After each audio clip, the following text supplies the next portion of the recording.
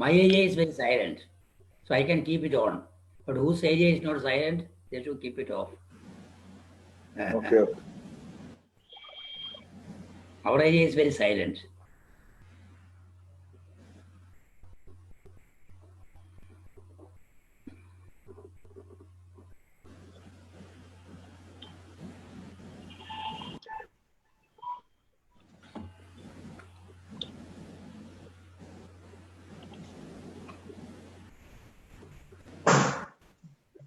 Okay.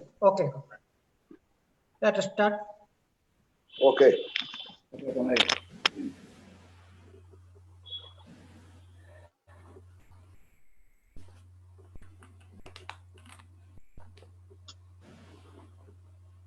Dear comrades and friends, red salute and good evening. This year, when we observe 103rd year anniversary of the first successful proletarian revolution, the Great October Revolution,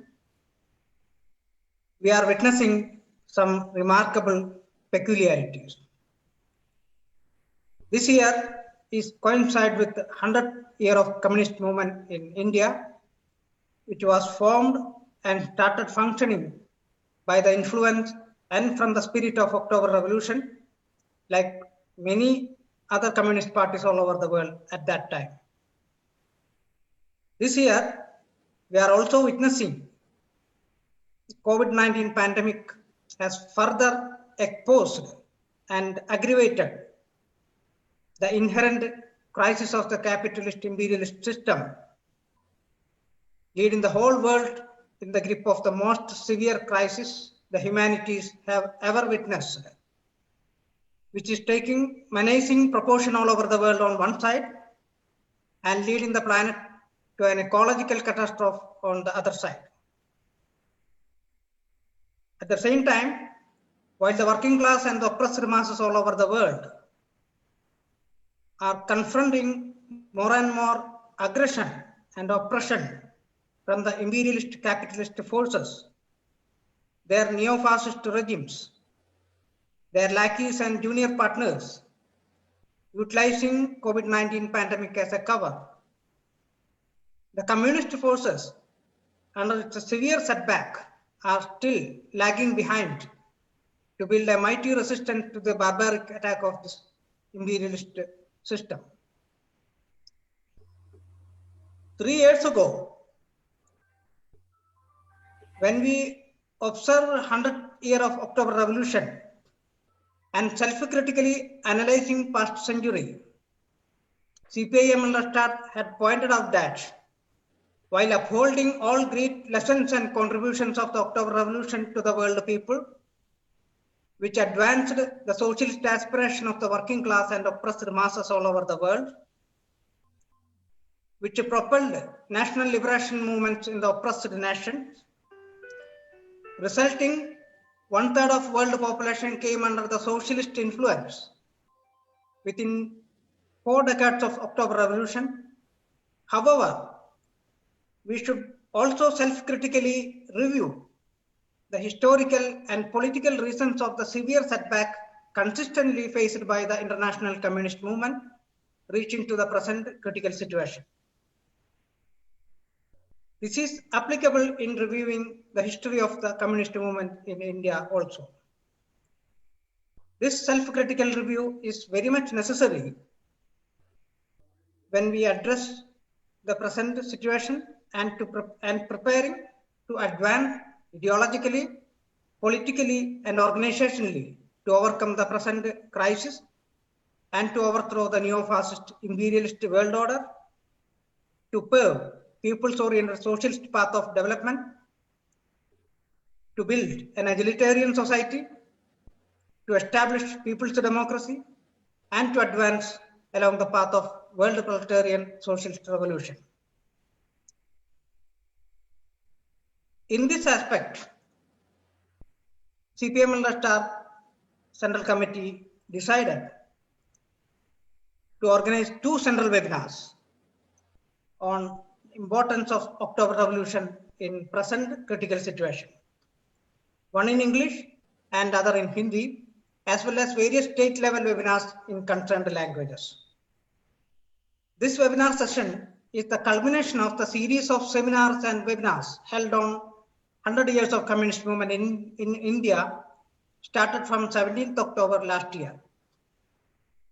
This webinar in English is the first of this concluding session. The second central webinar in Hindi will be conducted tomorrow and will be broadcasted live at Hindi Facebook page of CPIML Rashtar. In today's webinar, CPIML Rashtar General Secretary, Comrade K. Ramachandran, will deliver the keynote speech, followed by Comrade P.J. Jemes, Politburo member of the CPIML Rashtar, and Comrade Shankar, another Politburo member of the party. There will be a short half-an-hour question and answer also after the speeches. All comrades and friends who are watching this webinar are requested to post their questions either at the comment box of this webinar video link at our Facebook page, or to send directly by WhatsApp number 9947437795. I repeat the WhatsApp number 9947437795. All are requested to send the questions strictly based on today's webinar topic and based on the speeches to be delivered here. I warmly welcome Comrade KNR, Comrade P.J. Jemes, Comrade Shankar to this webinar dais, and I welcome all comrades and friends who are watching this webinar. I cordially invite Comrade KNR to deliver the keynote speech. Red salute. Thank you. Comrade Ken, please start. Comrades and friends, right salute to all the comrades and friends who are attending this webinar. As Comrade Kabeer was explaining, it is a very important time, very decisive time we are passing through, a critical time, we can say. On the 100 years of October Revolution, we had programs at our All India level and then at international level organized by ICOR also. At that time, we have made many evaluations, but still we could not comprehend that the situation is so critical that what we are witnessing today is going to break out. That means things are moving faster than we visualize. Today, we are in the middle of an unprecedented crisis,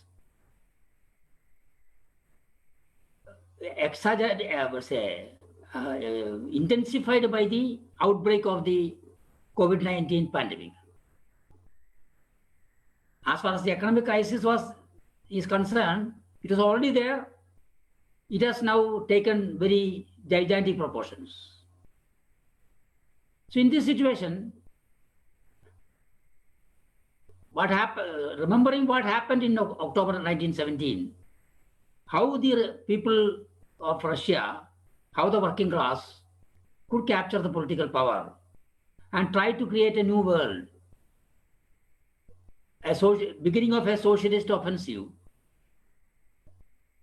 Understanding this development, analyzing it, and what happened to that movement today, which can be the only alternative to the imperialist system, is very important.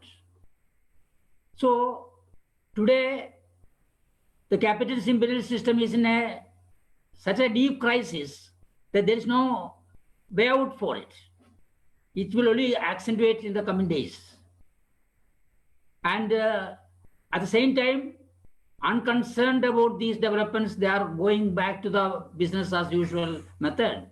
They are trying for more accumulation of the wealth, more destruction of the ecology, and more plunder of the human labor. So in this situation, around the world, the people are reacting. We are seeing it in many ways, how the people are reacting. whether it is in Bolivia, like Latin American countries, now in United States in the election, and in our country through slowly gaining momentum of the resistance of the people. We can see the people have started resisting. So in this situation, we will be educated. It will give us more inspiration when we look back to what happened in almost a similar situation when the whole humanity was in a crisis at the turn of the 20th century. From 19th century to 20th century, when the transition was taking place, the world was in a crisis. And the transformation of capitalism to monopoly capitalism, imperialism, and the efforts of the Second International to evaluate it had led to a positive development in Basel Conference. There, the Second International decided that if a world war breaks out, because already there were talks about a world war, redivision of the world. So if for redivision of the world, the imperialist powers are going for a world war, we will not join with the imperialist bourgeoisie. That was a declaration of the Basel Conference. We will not join with the imperialist bourgeoisie in our countries. We will fight against them. We will turn the inter-imperialist war into a civil war in our country to capture political power, to advance the proletarian revolution. That was the decision. But what happened was different. When the war really broke out after a year in 1914, all these major social democratic parties, led by the German Social Democratic Party, joined with their own imperialist bourgeoisie.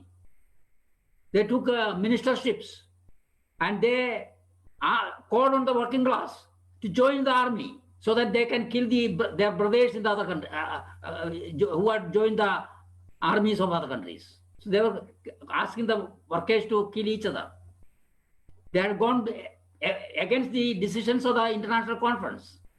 So what happened? The Second International collapsed. There was a crisis. It was in this crisis situation, Lenin came forward, organized the Bolsheviks into a powerful party, developed the theoretical understanding about imperialism, and gave a new orientation to the world proletarian socialist revolution. We know that I think comrades PJ and comrade Shankar will be touching some of these questions in detail. So I'm going to go into details of these questions. But it was a very important change. Without make a breakthrough in the theoretical positions, the working class could not go forward. So at that time, the breakthrough came forward with the publication of Imperialism, the Highest Stage of Capitalism by Lenin, and the discussion around it. And Lenin pointed out how the strategy and tactics of the revolution has to be reoriented in the new situation, the situation of imperialist plunder and aggression everywhere. So a new strategy and tactics was developed. Lenin categorically stated the center of revolution has shifted from the developed capitalist countries to the weak links of imperialism, that is Russia-like countries, and to the countries plundered by imperialism, the Asian, African, Latin American countries. A new situation has come. So a new situation demanded a new theoretical approach, a new strategic approach to revolution. And because Lenin could make this breakthrough and organize the Bolsheviks, at a time when the Mensheviks were satisfied with the February Revolution, when the people came forward and they have overthrown the Tsarist regime in Russia, again Kerensky's government came to power, a bourgeois democratic government came to power, the Mensheviks were satisfied. So they said, let us work with the Kerensky government. On the other side, Narodniks were in their own make-believe world, they're taking an anarchist position. So without fighting these two trends, a Bolshevik force could not be developed. So uncompromisingly, Lenin fought against these two deviations, and that is why the Bolshevik Party became a reality. Within a short time, the Bolshevik Party could mobilize the fighting forces around it. There were differences. There were differences in the tactical approaches and other things, about the differences about the details among the Bolsheviks. Trotsky was part of among the Bolsheviks. Zinoviev, Kamenev, all were part of the Bolsheviks. There were differences. But Lenin could organize them together in a strategic approach, a common strategic approach. They could be mobilized into a single force and prepare them for the next advance. In April, analyzing the situation, Lenin came forward with the April thesis and called on the working class and the people, oppressed people, to get prepared for the socialist revolution. And with the Petrograd uprising, the socialist revolution started emerging. Within 10 days that shook the world, the socialist revolution became a reality. So this is a very important lesson for us. Understanding a critical situation, developing the theoretical positions, uniting the revolutionary sections, building a powerful party, adopting appropriate tactics, and capturing the revolution when an objective situation erupts. This is a very important step forward. We have to take lessons from which always. And Soviet, the emergence of Soviet Union, the starting of socialist construction in the country, and the formation of the Communist International were big encouragement to the people all over the world. Communist parties were formed all over the world. And alarmed with it, the imperialists surrounded Soviet Union, tried to crush it. They were afraid. They wanted to contain Soviet Union, the revolution within Soviet Union, or to destroy Soviet Union itself. So they encircled Soviet Union in every respect, utilizing all their forces. They stopped this First World War and they joined their forces to attack Soviet Union, to contain the revolution, to destroy the revolution. But they could not succeed. The working class defended Soviet Union. Of course, because of this move by the imperialists, the revolution could not expand to the other countries. But still, the revolution was saved and the revolution advanced. And we can see that the Soviet Union's achievements paved the way for the advancement of the world socialist revolution, becoming a big threat to the imperialist forces. By 1950s, we were a significant force. It does not mean that the whole process was without any shortcomings. Definitely, as a first experiment, there were many shortcomings and many theoretical breakthroughs which were called for did not come. So there was stereotype thinking and there was stagnation. So many problems were there. But on the whole, Soviet Union, the experience of Soviet Union, the revolutionary advances gave an inspiration to the world proletariat and the oppressed peoples. And the Chinese Revolution and the people's democracies in the Eastern European countries, and all these things gave a boost to the international working class movement. So we can see it was October Revolution which paved the way for all these advances. At the same time, the setback also started from there. But we now, the archive documents and other things very clearly explain what we were telling repeatedly from 1956. Immediately after Stalin's death, there was a military coup and the capitalist Rhodes could capture the power. And they analyzed the situation in such a way when imperialism was actually transforming the exploitation from colonial to neo-colonial situation. And instead of direct occupation, they were utilizing the finance capital, technology, and market to control these so-called newly developed countries. They were actually not really developed. They were dependent, neo-colonially dependent countries. And to control these countries, the new tactics were adopted by the imperialist forces. IMF, World Bank, and other things came. And we can see after the Second World War, a very serious situation came up, like what we saw the beginning of last century. Again, the middle of the last century, a new situation came up when colonialism was transformed to neo-colonialism and new tactics were adopted by the imperialists to plunder the world, to intensify the looting of the nature. The Marxist-Leninists failed to understand this development. So as a result, we can see the line of compromising with imperialism came forward. Peaceful competition and peaceful coexistence with imperialism.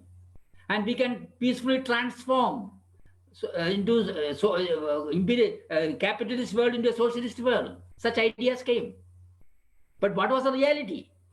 So peaceful transition of the socialist countries into capitalist countries were taking place.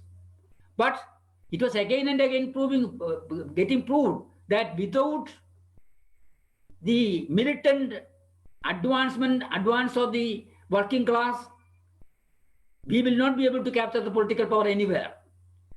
Cuba and other developments, what happened in Indochina, in Vietnam, and all these things again and again showed that peaceful transition takes place from socialism to back to capitalism.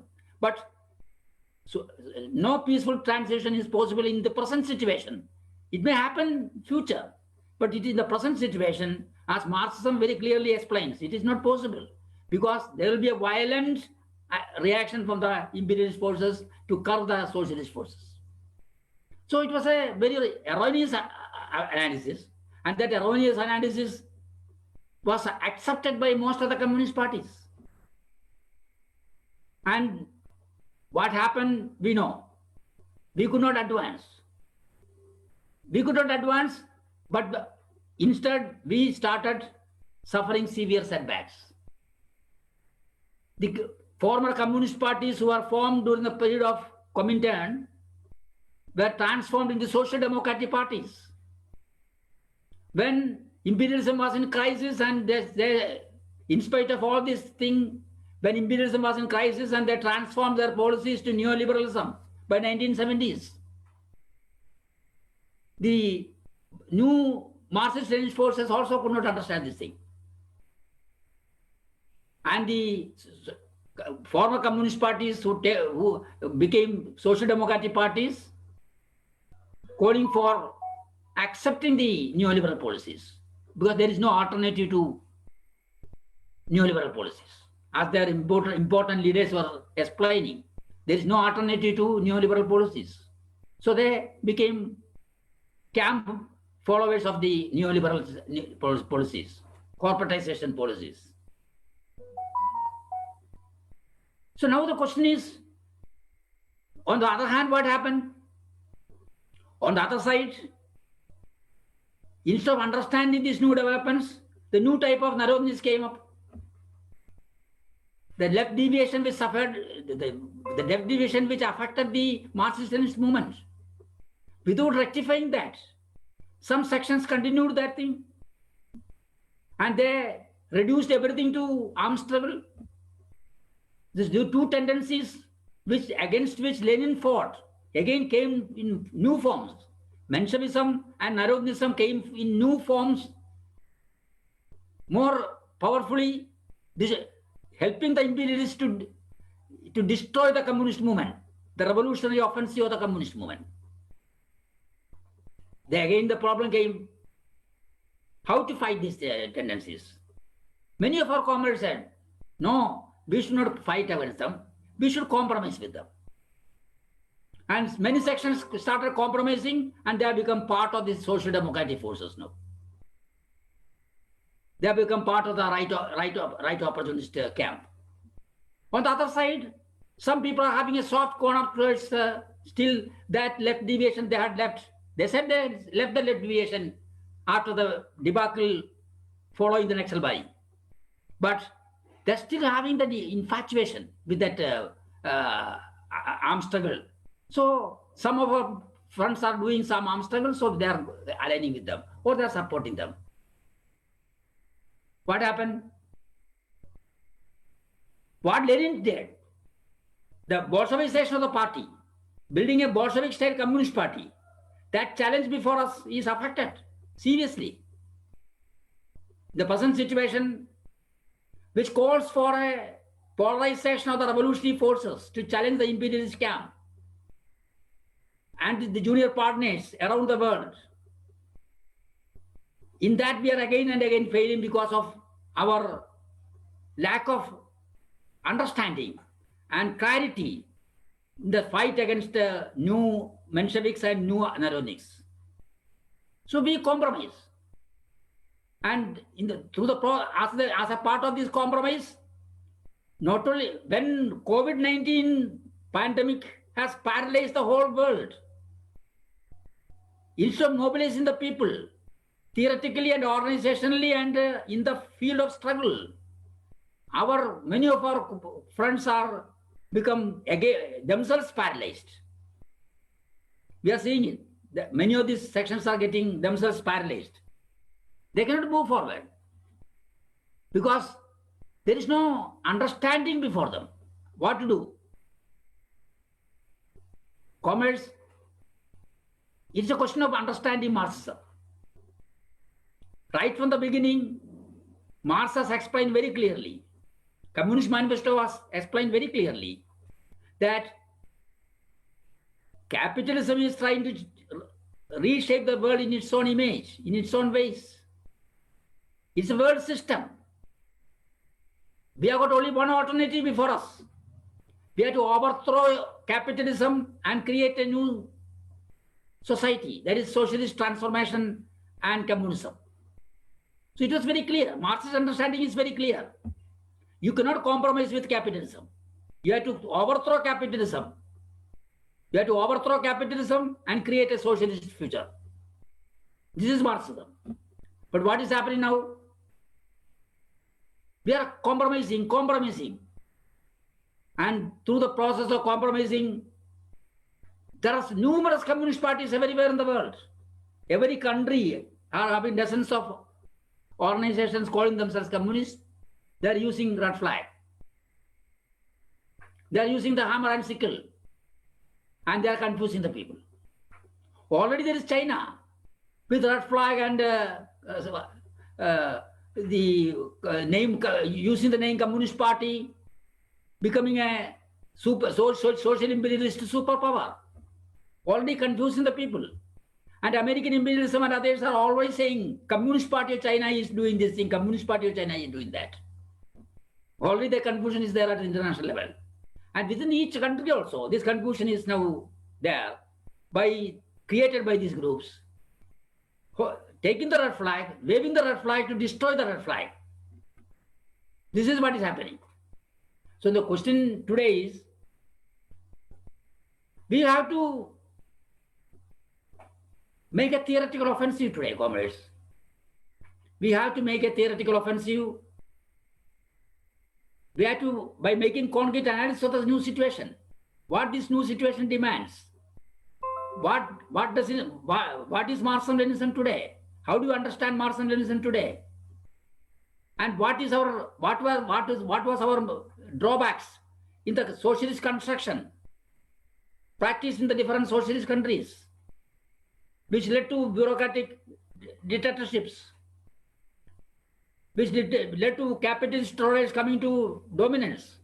All these questions will have to be opened up. Without opening up these questions, without taking bold positions, the communist movement cannot go forward. So CPIML is trying in its own, of course, our still there's lot more to do, but we have started that process. We have started opening up the question. Without opening the question, you cannot start discussing.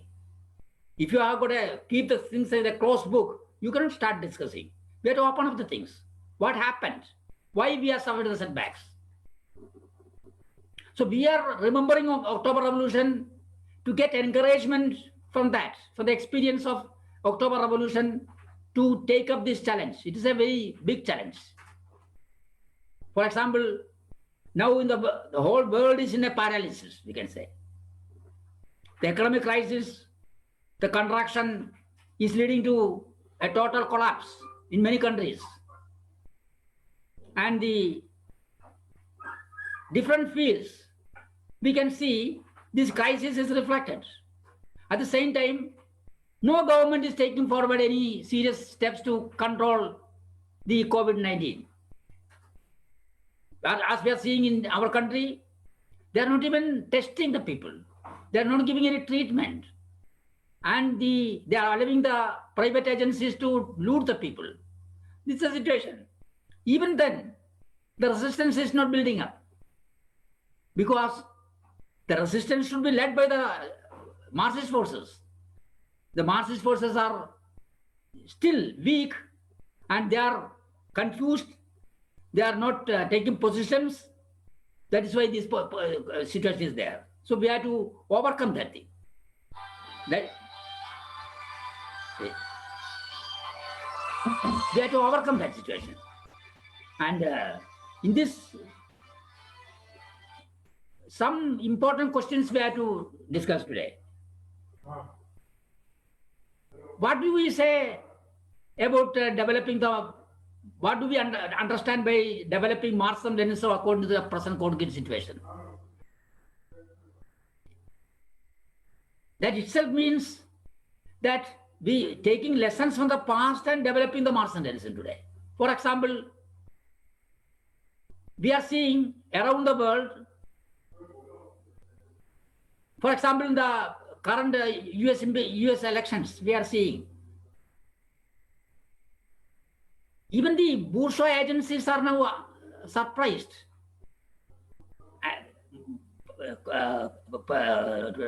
Trump was not getting, even Trump was very much below in the opinion polls. Even one day before the election, he was 10 points below Biden in the opinion polls. But now what is happening? When the voting happened, even in areas like Florida, a state like Florida where a lot of migrated Cubans are there, the people from Latin America are there, very backward areas with people in a miserable living condition. Even there also, Trump is actually getting almost half the votes. We are seeing what happened in India in 2014 to 2019. 2019 elections, many of us were surprised. What happened? We could understand in a state like UP what happened. A powerful alliance was there against BJP, but how could BJP overcome that thing? They used social engineering in a new form. Once they had denounced social engineering, when the Mandal Commission report was presented, and the different OBC forces came forward with their political parties and arrangements, they were denouncing that thing.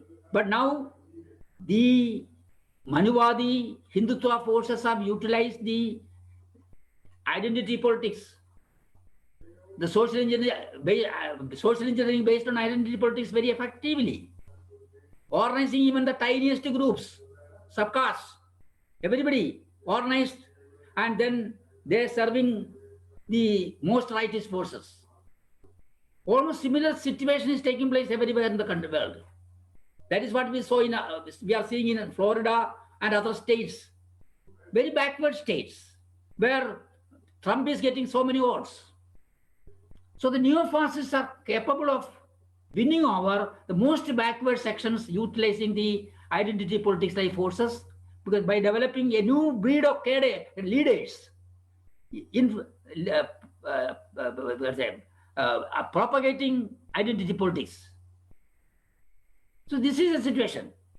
That means they have succeeded in breaking the unity of the working class. They have succeeded in breaking the unity of the oppressed sections.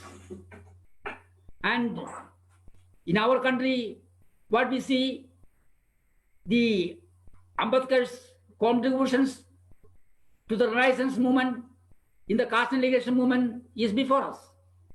But we have got a breed of new Ambedkarites now who are actually sabotaging the Ambedkar contributions. They are actually serving the ruling class parties, and now mostly they are with the BJP. That is with the RSS forces. So this is the situation around the world.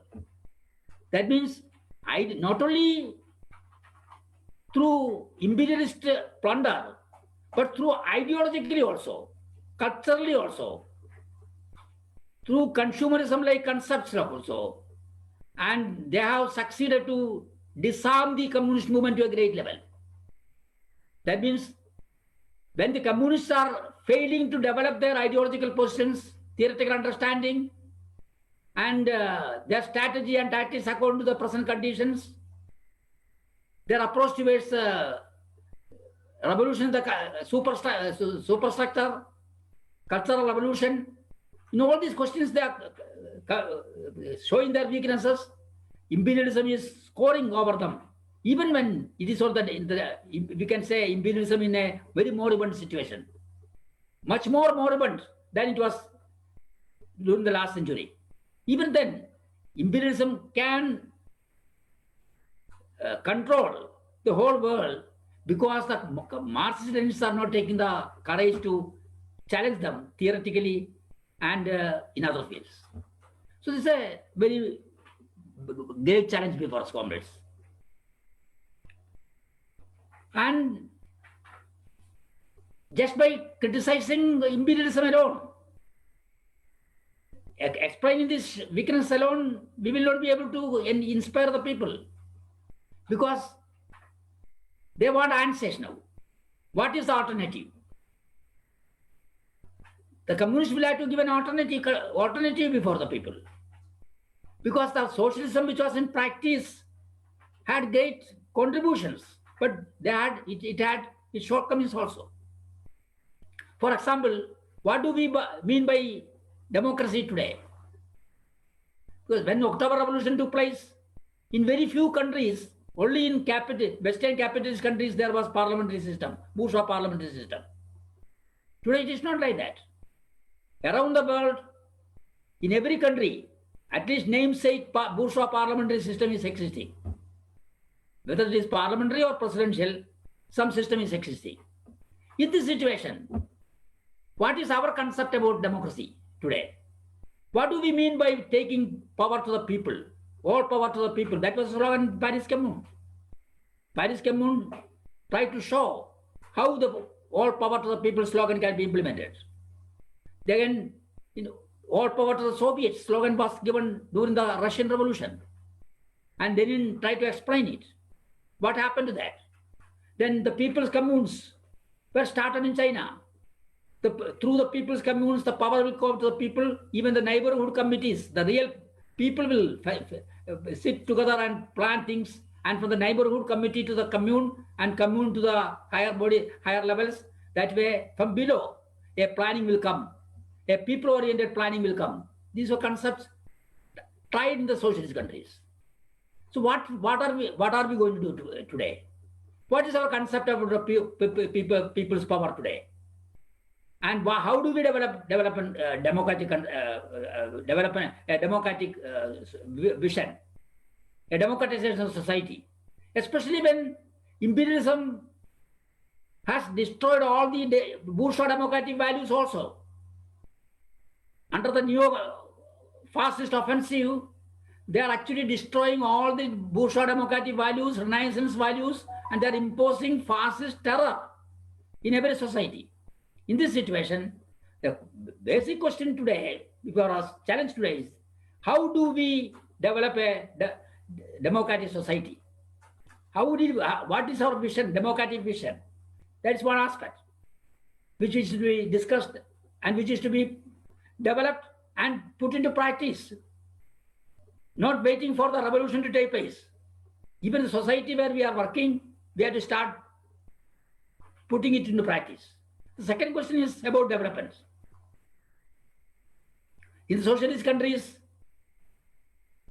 because of our aspiration to have more production, many times we had adopted the Ford method and other methods practiced by imperialist countries, capitalist countries.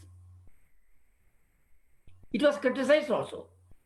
But now, imperialism has developed the development model in such a devastating way, it is leading the society to an ecological catastrophe and unprecedented misery to the people, working people. Even the slogans of May Day, slogans are now, we have lost the meaning of the May Day slogans by asking the workers to toil for 12 hours. In this situation, how to make a new development model? What is our alternative? Development alternative. It's a very serious question. So without this understanding, by just saying socialist model is not sufficient. Because are we going to mechanically repeat what was done in the past? Or are we going to do something different? Because where the last past practice led to, we are seeing now. Even in countries like Vietnam, which heroically fought against the US imperialism, today they embraced US imperialism. They invited US imperialism and rehabilitated US imperialism in Da Nang, which was devastated by US funds. They are rehabilitated US imperialism there. So in this situation, calling themselves socialist, when they are embracing imperialist forces in their countries, what do we mean by alternate development? What do we mean by socialist transformation? This is a very big point we have to discuss. Similarly, in his writings, Marx and Engels have explained about the scientific questions, from analyzing the Darwin's theory and so many things, the question of scientific temper, which came forward in a very deep way during the early period when the Marxism started. And even Soviet Union also, in the beginning stages, there were so many discussions were there. And as we understand in China also, there were many efforts. And even a cultural revolution was tried in China. So, what is our understanding about cultural revolution today? Many sections have rejected cultural revolution. As the Social Democrats, the former communists who attended Social Democrats have rejected cultural revolution at that time itself. But now, some of the so-called Marxist-Leninists are also rejecting cultural revolution. But are we rejecting the cultural revolution, or are we going to take the cultural revolution forward with a new understanding? Transforming the thinking, transforming the concepts, and creating a new cultural environment where we can fight consumerism, and we can fight capitalist lust, and we can create an egalitarian society. Because egalitarian society will not come without fighting these things. Egalitarian society will not come by slogan mongering only.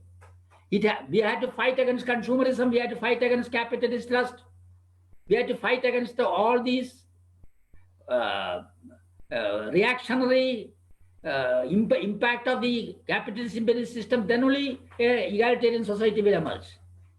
And the egalitarian culture will come, and gender equality will come, and the caste, race like questions will be abolished, and there will be a humanity without any reactionary divisions. So all these things are very important questions today. And these questions should be addressed. Along with that, the question of ecological destruction also should be discussed, because we are in a situation, if we are not restricting the capitalist imperialist forces by overthrowing them, that's the only method of restricting them, because they are not going to stop the ecological destruction. If they are allowed to exist, they will lead us to ecological catastrophe. So to prevent the ecological catastrophe, we have to overthrow the capitalist imperialist system. And even the children are now fighting. Children are coming to the streets and fighting. We want a future. We are denying the future to the next generations. But still, the imperialists are not moved, and they are continuing with their ecological destruction. And we are seeing it every party in our country, every party in the world, they are, whenever they come to power, they are resorting to ecological destruction to get accumulation of wealth in an easier way. So in this situation, all these questions are very important. Without taking up these questions, developing an alternative model, we will not be able to fight capitalist imperialist system. So comrades, today we should be very sober. We should be realistic. We should understand. But the people are not getting aroused. The new generation is not getting aroused. They are not coming forward to join the Marxist movement easily, because they have seen the past experience of the communist movement. So we have to show that how we are going to overcome the past shortcomings, or how we are different from what is practiced by the social democrats in our country and the social imperialists in China-like countries. We have to convince the people about this thing. We are different from social imperialists in China, and we are different from social democrats in India, our country. Otherwise, people will not believe us. So it calls for very strong political decisions, building the party in a new form and uniting the revolutionary forces and building a revolutionary left coordination, at least, so that we can take up these tasks forward, and we can take up the task of anti-imperialist movement also. So on this occasion, when we are observing the 103rd anniversary of October Revolution,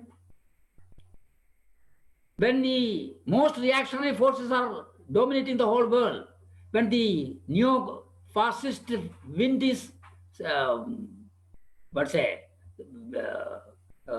destroying all the positive values of even the bourgeois democratic values of the past, Renaissance values, everything we cherished are being destroyed, and the neo-fascist forces are coming to the top. We have to take decisions. We have to dare. We have to be daring enough to raise questions, find answers, and with the daringness, we have to struggle against this existing imperialist system and overthrow it.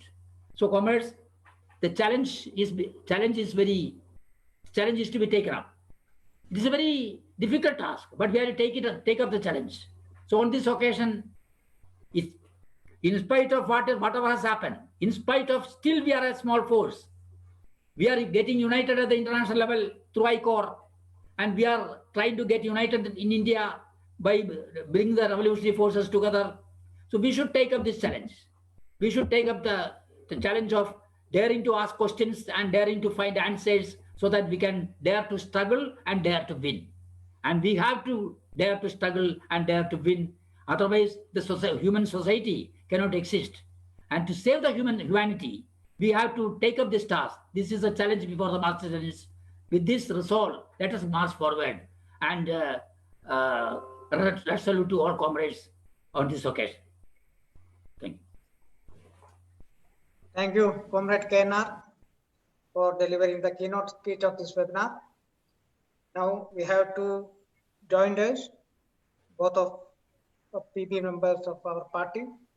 First, I request Comrade Peter James Politburo member of our CPIML to deliver his speech. Comrade Kabeer, can you hear me? Yes. Okay. So the Comrade Kabeer, our Central Committee member of CPIML Registrar, now who is moderating this webinar, Comrade General Secretary, Comrade Ramachandran, who put the keynote address, and Comrade Shankar, who is also the PB member of CPIML Registrar, all comrades and friends. Now, in his keynote address, Comrade Kane has put forward the position, in a brief way, the basic, the underlying issues that we have to take up when we are observing the 103rd this day of observing the October Revolution Day. Now, within the framework, within the broad framework, the outline put forward by Comrade Kane, I am continuing with some more points by way of on my part. Now we know that today the imperialist forces, the rightist forces, the far right, neo-fascist forces are carrying on a falsification, an anti-communist falsification throughout the world.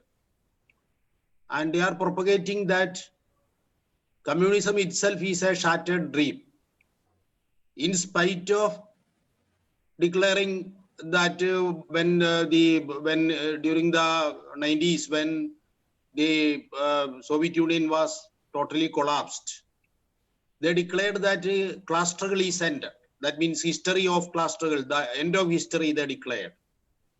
They declared that ideology is over, end of ideology. So in spite of putting forward such a prognosis, they are not satisfied. Still, anti-communist propaganda, anti-communism is strong among the intellectual, among the ideological, and among the various forces today. We know the academic forces. In spite of saying that there is no communism, still they are carrying forward the anti-communist propaganda. Because we know that when we commemorate, when we celebrate the October Revolution Day, we must know that we know that October Revolution was a gigantic leap forward. It was a historic milestone in the whole trajectory of human struggle for liberation.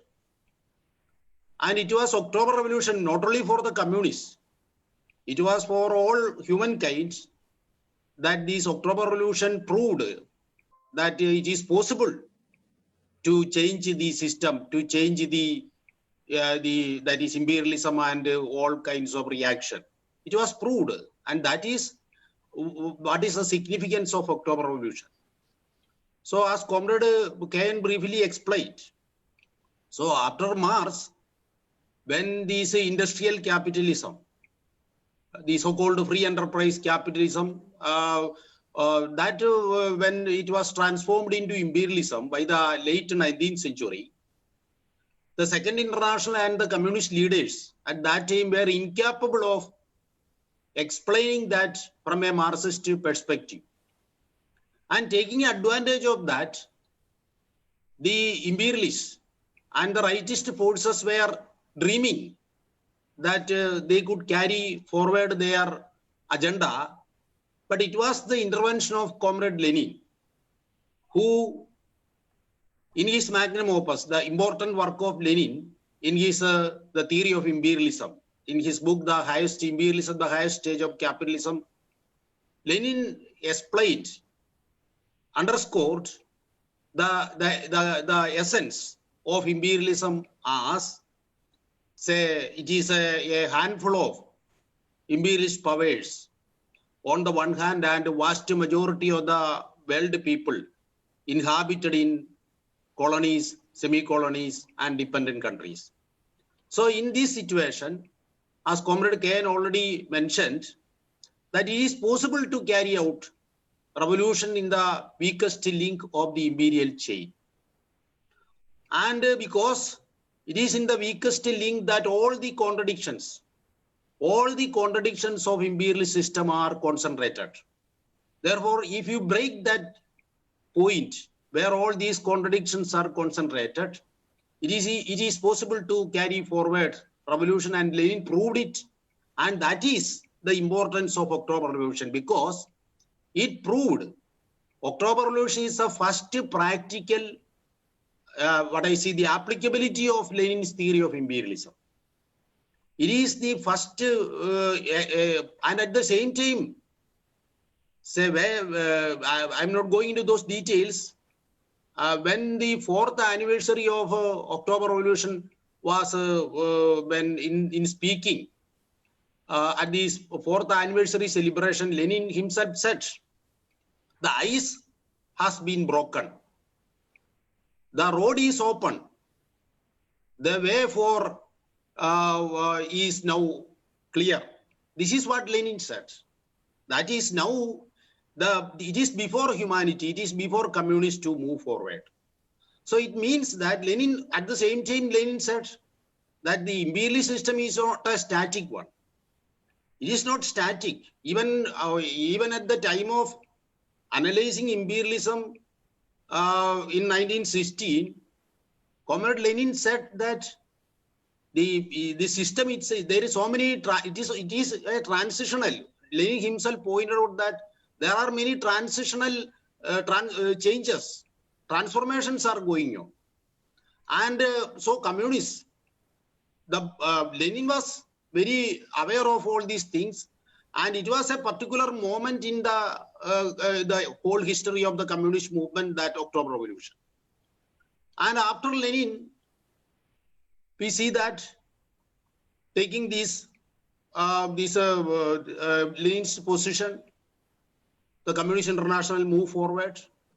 Communist parties came in many parts of the world, and in where these Leninist, Marxist-Leninist, because of these theoretical advancement and its practical application through October Revolution, Lenin developed Marxism. So Leninism became a new stage in the whole development of these Marxism, Leninism. So we henceforth we called Marxism Leninism. So in this, when those communist parties, wherever these Marxism, Leninism could be practiced based on the methodology put forward by Lenin, as we see in China, led by Mao Zedong, according to the concrete situation there. Because there also Lenin had said that the conditions of class struggle, it is clearly pointed out. It was clearly pointed out that the conditions of class struggle are also changing. Not only that, imperialism itself is transforming, conditions of class struggle are also changing. So taking the one of the fundamental tenets of Lenin's analysis is the concrete analysis of the concrete situation. So taking these aspects into consideration, Comrade Mao Zedong, we know, that completed the Chinese Revolution by 1949. And as Comrade Ken already mentioned, by 1950s, 1/3 of humanity went under the under communist parties, under socialist regime. So this is one this thing. But at the same time, we know, so what was the Leninist analysis of imperialism?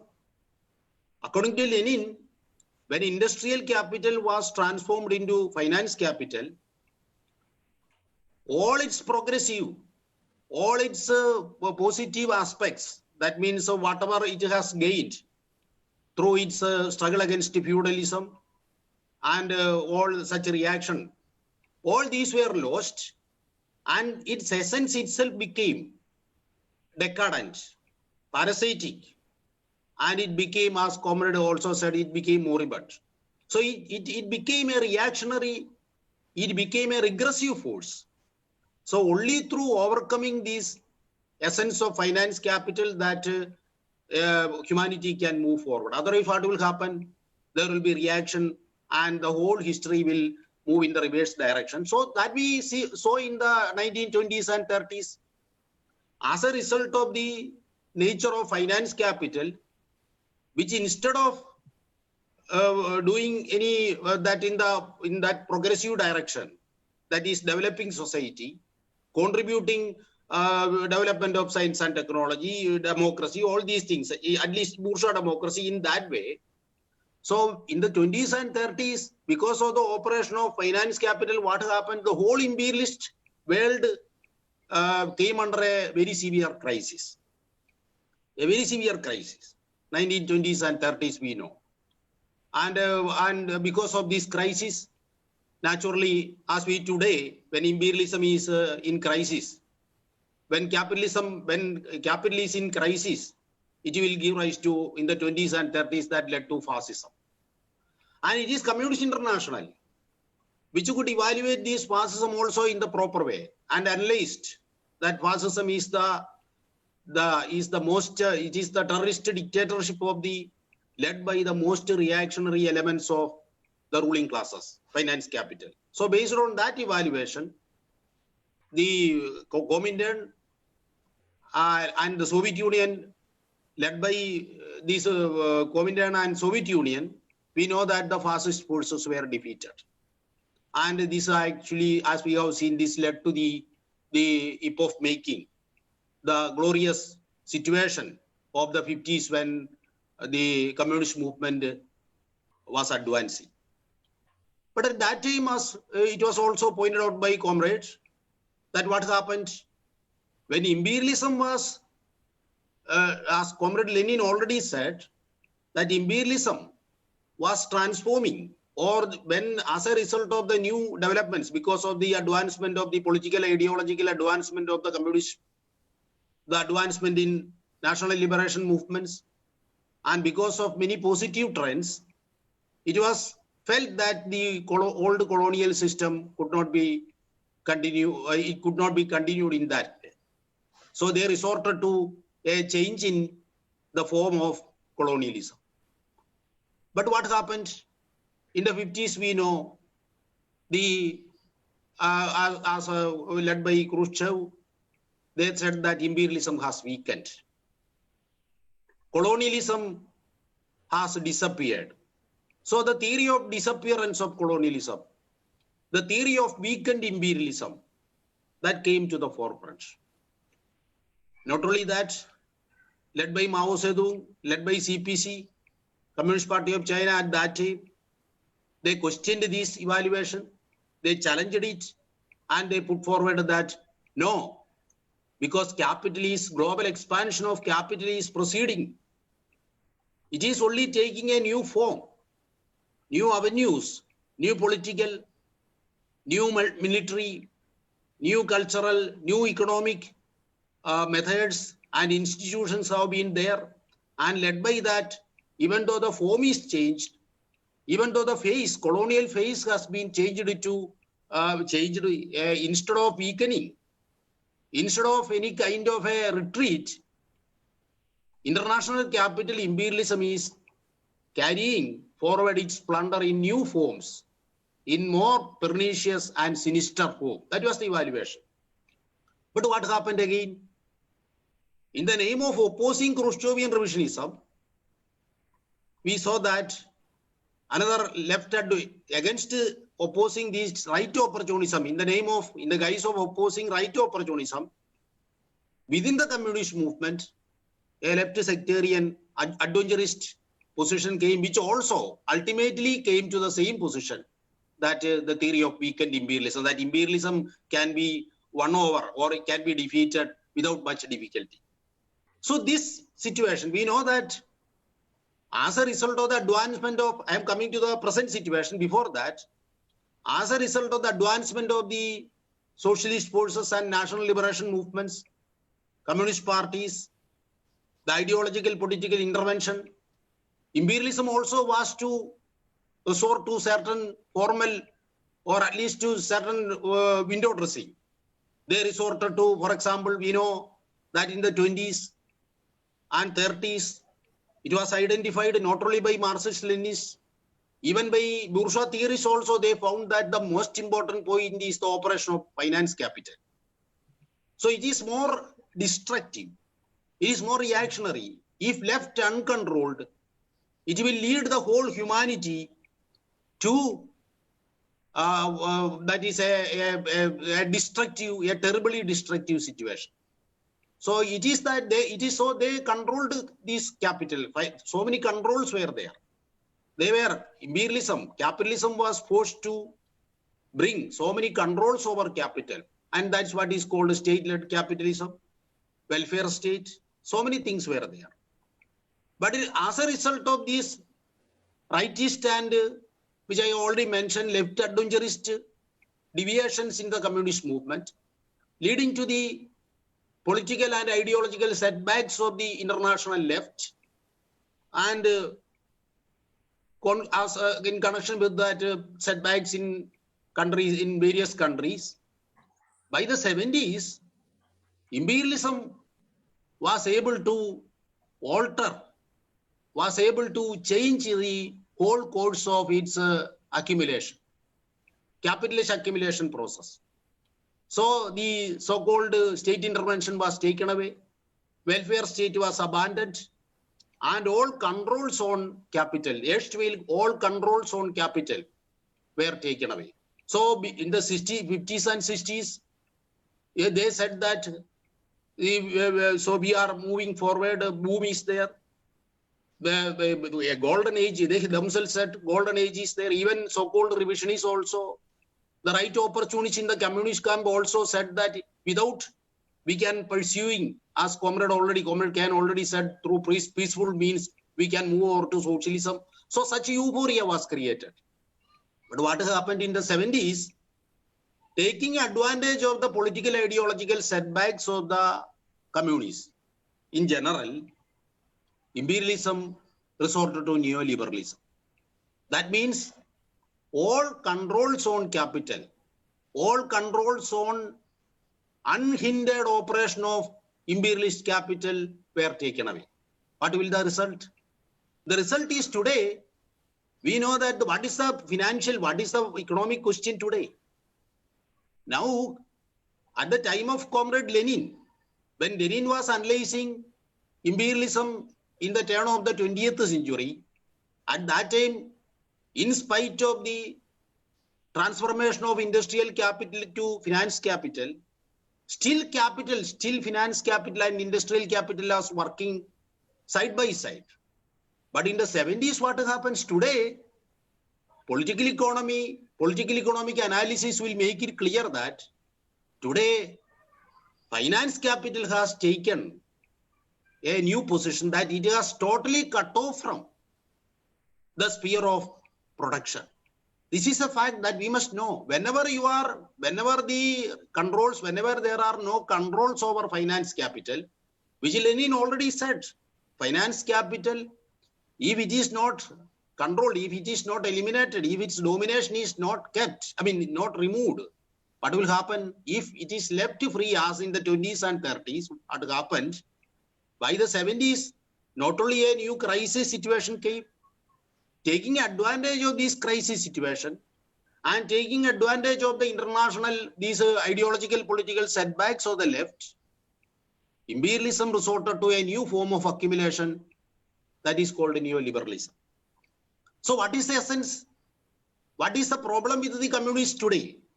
They cannot understand the problem, main problem today, unlike what Lenin did in the early 20th century. Today, the main problem is that how this imperialism is working. What is its political, economic, cultural, what is its ideological, what is the manner in which these international capital is working, imperialism is working today? This is a major question. And on this question, many theories are there.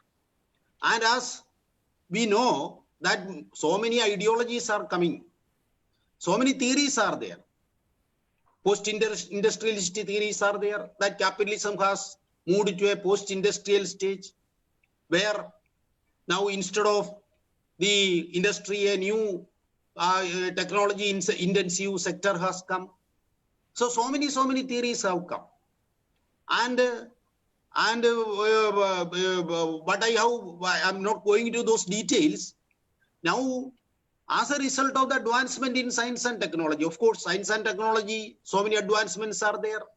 Using that, instead of the erstwhile division of colonial division of labor, a new division of labor has come.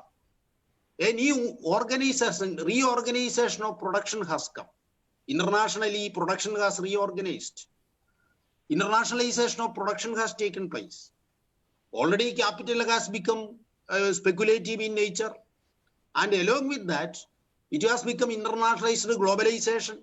And along with that, the whole production itself is being made international.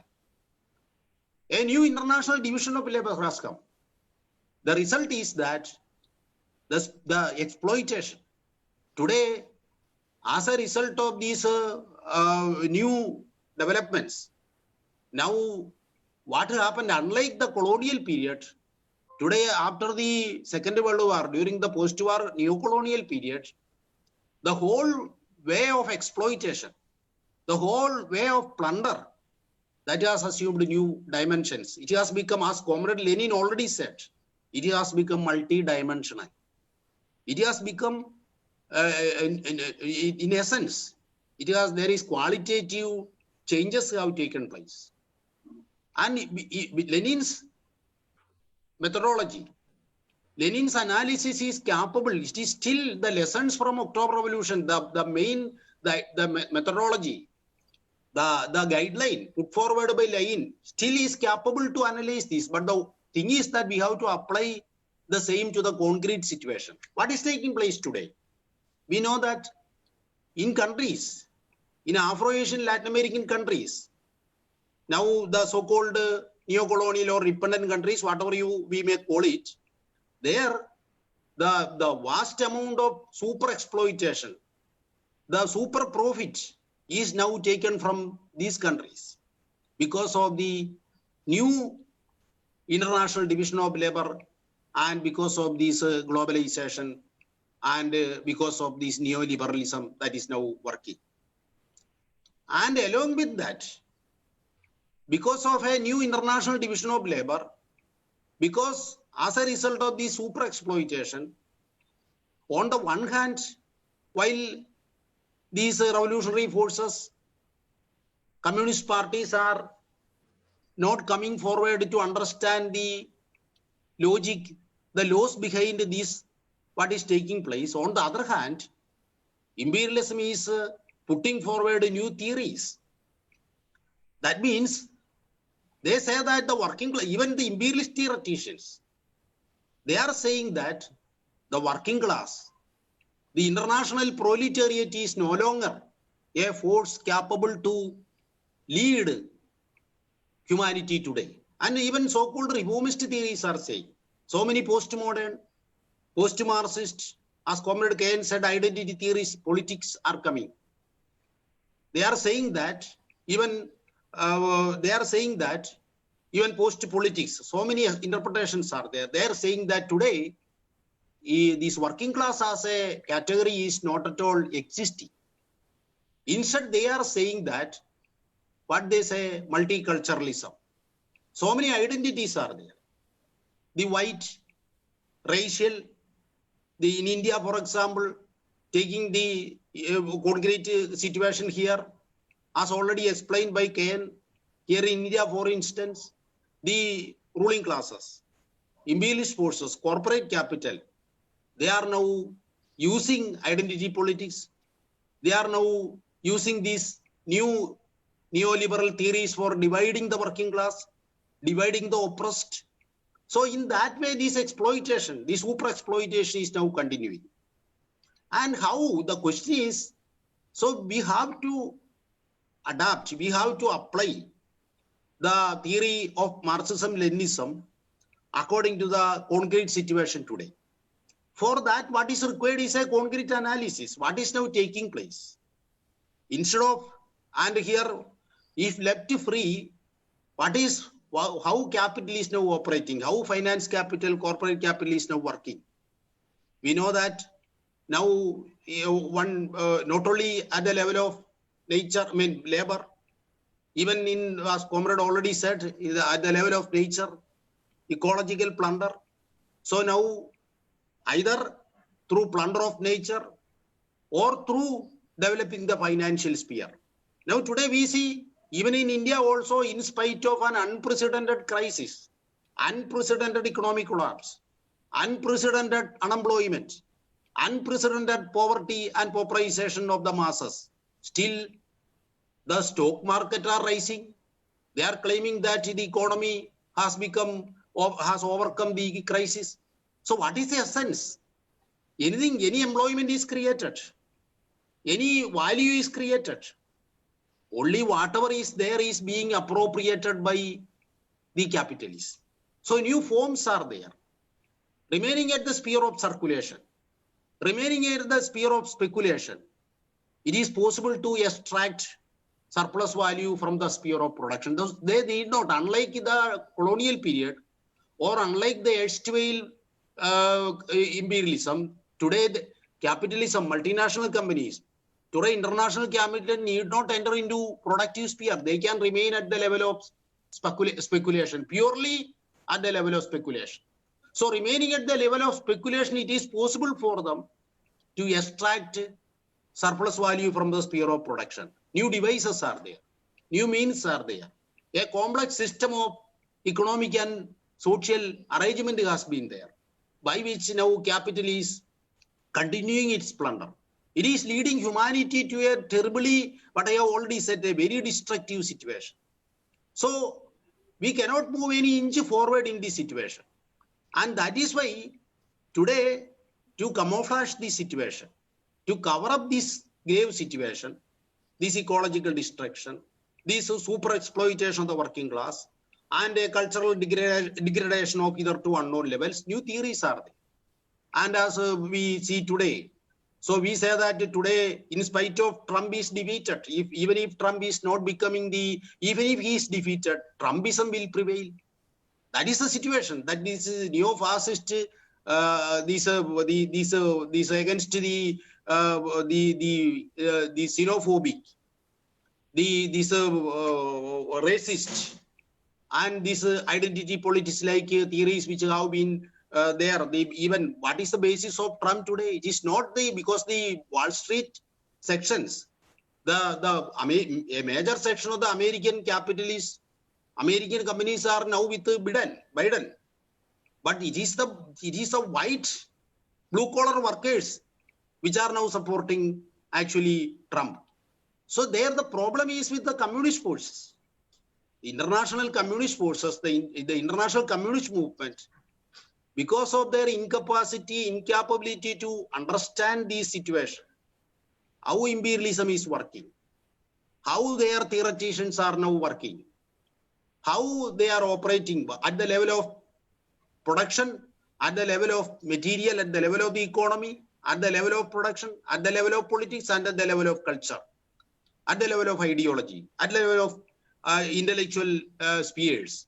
So in all these areas, in this multi-dimensional, at the level of economy, at the level of politics, at the level of culture, at the level of science, for example, now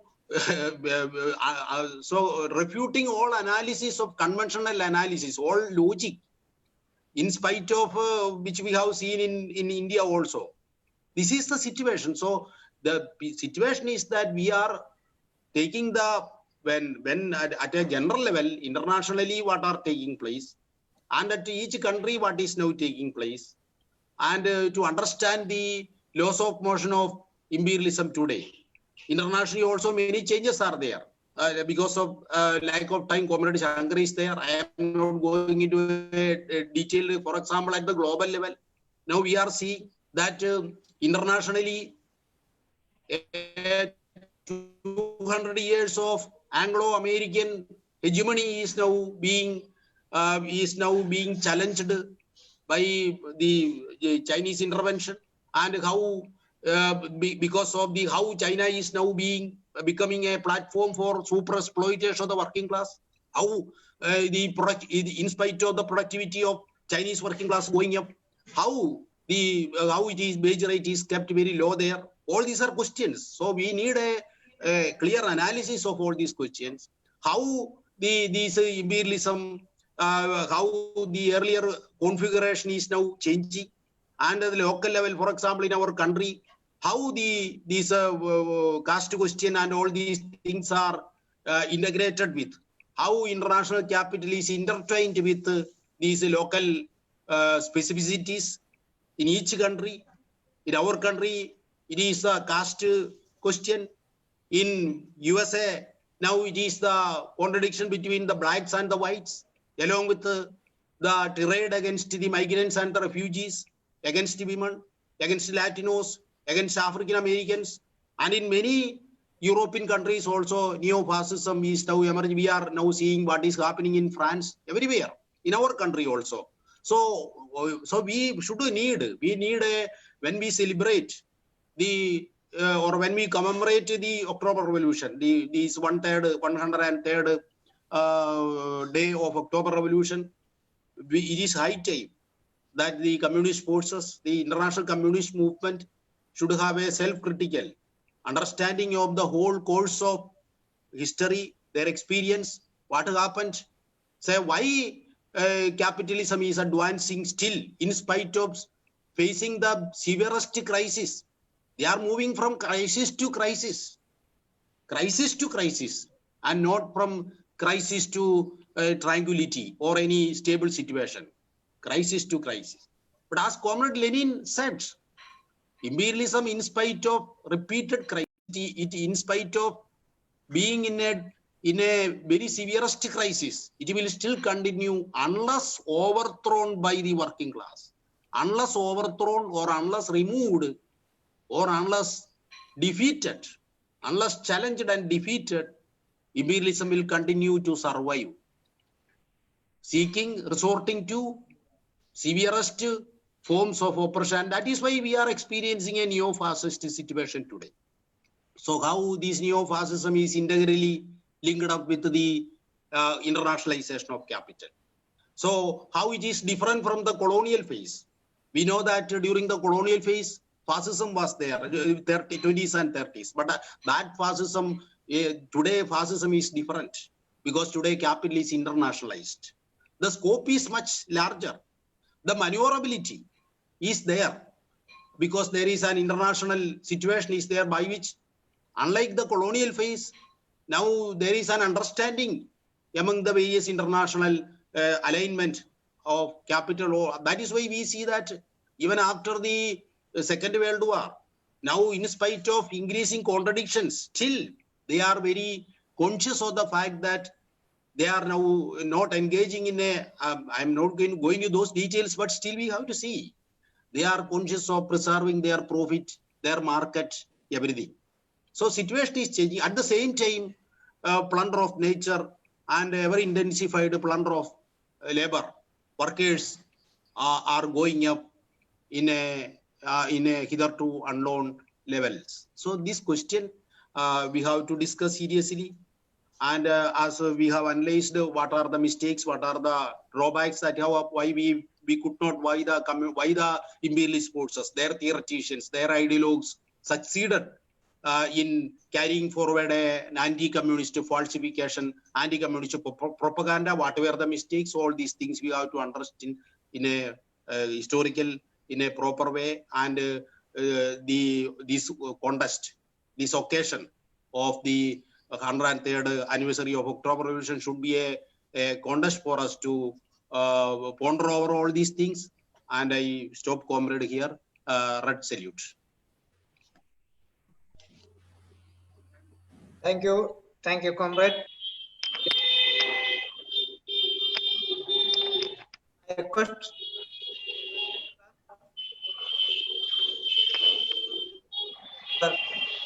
speak. Okay.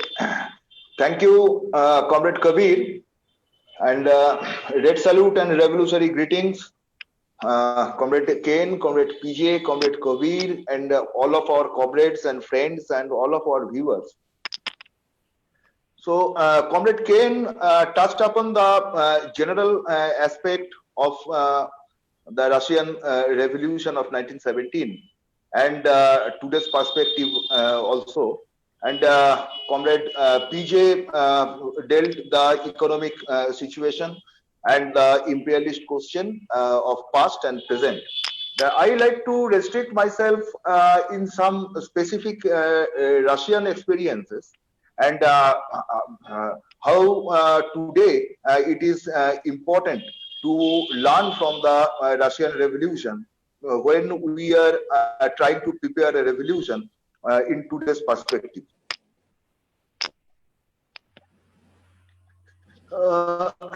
Russian Revolution in 1917, that was a huge, undoubtedly, it is true and it is discussed widely throughout the world for the last 100 years.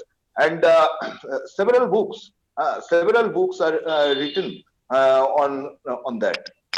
But the question is that why people make this type of revolution again and again in the history. That is, when a revolution takes place, that is happened in Russia, that the whole state power that is transferred from bourgeoisie to the working masses, to the working people, the proletariat. The question of state power is extremely important for a revolution. And you know that Lenin said several times that how a revolution can be identified. A revolution is identified when the state power is transferred from one class to another. And in Russia, followed by other revolutions in world history like in China, Indochina, Latin America, and other countries, the state power, the people, the working masses, the proletariat, they snatch the state power. This is a very important question. See what is happening in US today. Say, James very correctly pointed out that if Trump is defeated and Biden will win, then also we will see the same US imperialism and the policies of US imperialism will continue. It will not the case of like 1917 Russian Revolution when a whole transformation took place. All the policies of the state policies, the international policies and the national policies changed in Russia in 1917. If we read, say, the literature, even you find that in Gorky, especially the trio, Gorky, Solokov, and Ostrovsky, from these writers, and including John Reed of his very famous 10 Days That Shook the World, we understand that that people make this revolution for the state power, which it is not possible in very advanced capitalist countries. Even a capitalist country today, after 100 years of Russian Revolution, most advanced capitalist country, most finer capitalist country, the state power is not in the hand of the working masses in the proletariat. If you compare in between the most advanced capitalist country and a backward, quote unquote, I am saying that a backward socialist country. If you compare between these two, you will find that if a socialist, in the real sense, there is a socialist country and a socialist state or socialist society going in direction of socialism, there the working masses must exercise the control and the state power in their hand. In Russia, we see that same thing through the working people, through their Soviet system, inventing the Soviet system. The system, this is a very interesting system, like a Soviet system, what it was invented by the masses.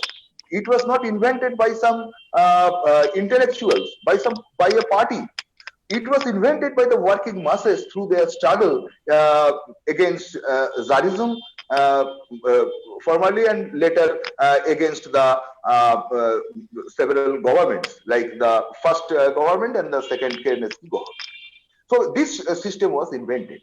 And we read in John Reed that when massacre of Konstantin massacre took place, and immediately the Bolshevik deputies, they were taken back.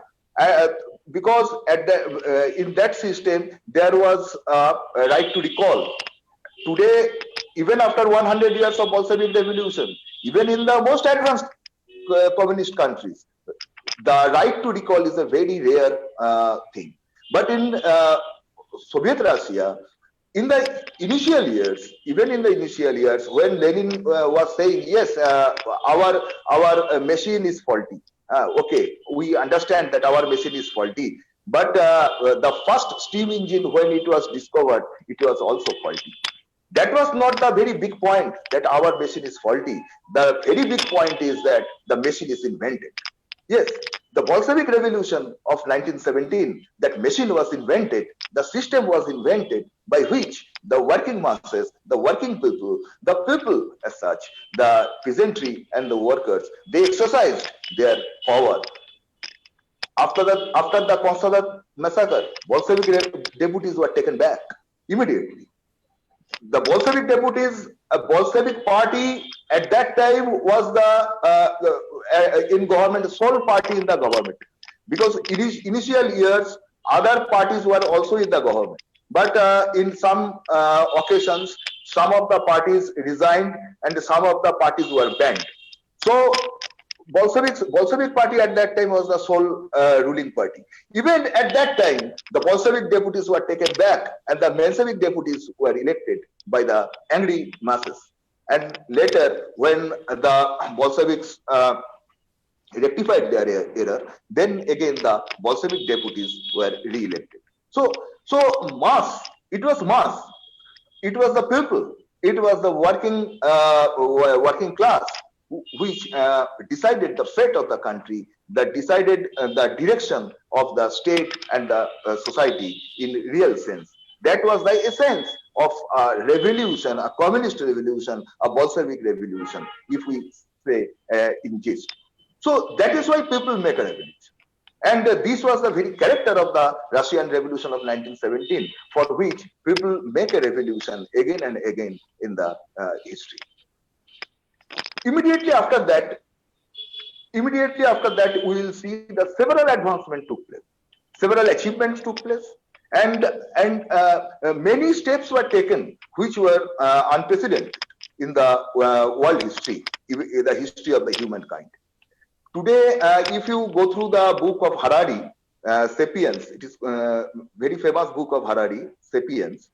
The whole history of Homo sapiens is to destruct the environment, destruct the food chain, and the whole system. This is the history. I am not going into details, but this is the history of Homo sapiens. However, after the Russian Revolution, when Zapovedniki movement was introduced, just an opposite direction, is a revolutionary step, revolutionary thought, and a revolutionary direction was set through the Zapovedniki movement. Large areas were taken under this movement. These areas were called the Zapovedniki areas. In these areas, all human activities were banned. And these ecologically fragile and ecologically rich areas in Russia, it was selected and separated. There no human activities were permitted, and only for the scientific experiments were allowed. Gradually, in every year, these Zapovedniki areas were increased, the number was increased. Today, what is happening? Not only in our country, but throughout the world, all the ecologically fragile areas, all the important natural areas where the biodiversity is present, all these areas were taken under in the name of mining, in the name of railroad, in the name of so-called development, and all the ecological balance and the nature was destructed in the name of capitalist development. They do not utter the term capitalist development. They only say development, but we understand when we compare with the Zapovedniki movement and the Soviet Russia and its policy, we understand that the very nature of today's development is the capitalist development, and what Comrade James correctly said, that it is nothing but capitalist accumulation is taking place more in a barbaric form. So this was Russia after revolution. After revolution, see the education system, whole Russia, the education system was revolutionized.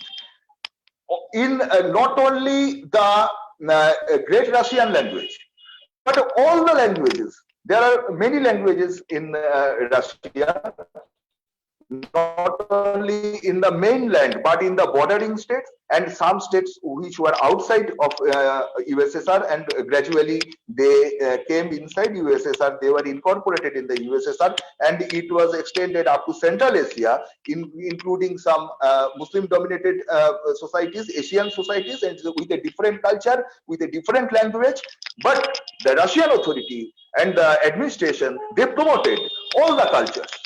They developed all the languages. They spread education through the languages, regional culture was developed, and the regional history was preserved. So if we go through, is a very important document of Rabindranath Tagore. When we discussed Russia, sometimes we forget that thing. Tagore wrote this letter from Russia a bit differently. Just went against his character, contrary to his character. He wrote in that letter that this is not my character to write this type of documents, but now I feel that it is important and I need to write this type of document. From the Russia, he wrote several letters, and these letters were full of this documentation that how the socialist government of Russia, they spread education and promoting languages and culture throughout the USSR. So this was Russia after revolution. In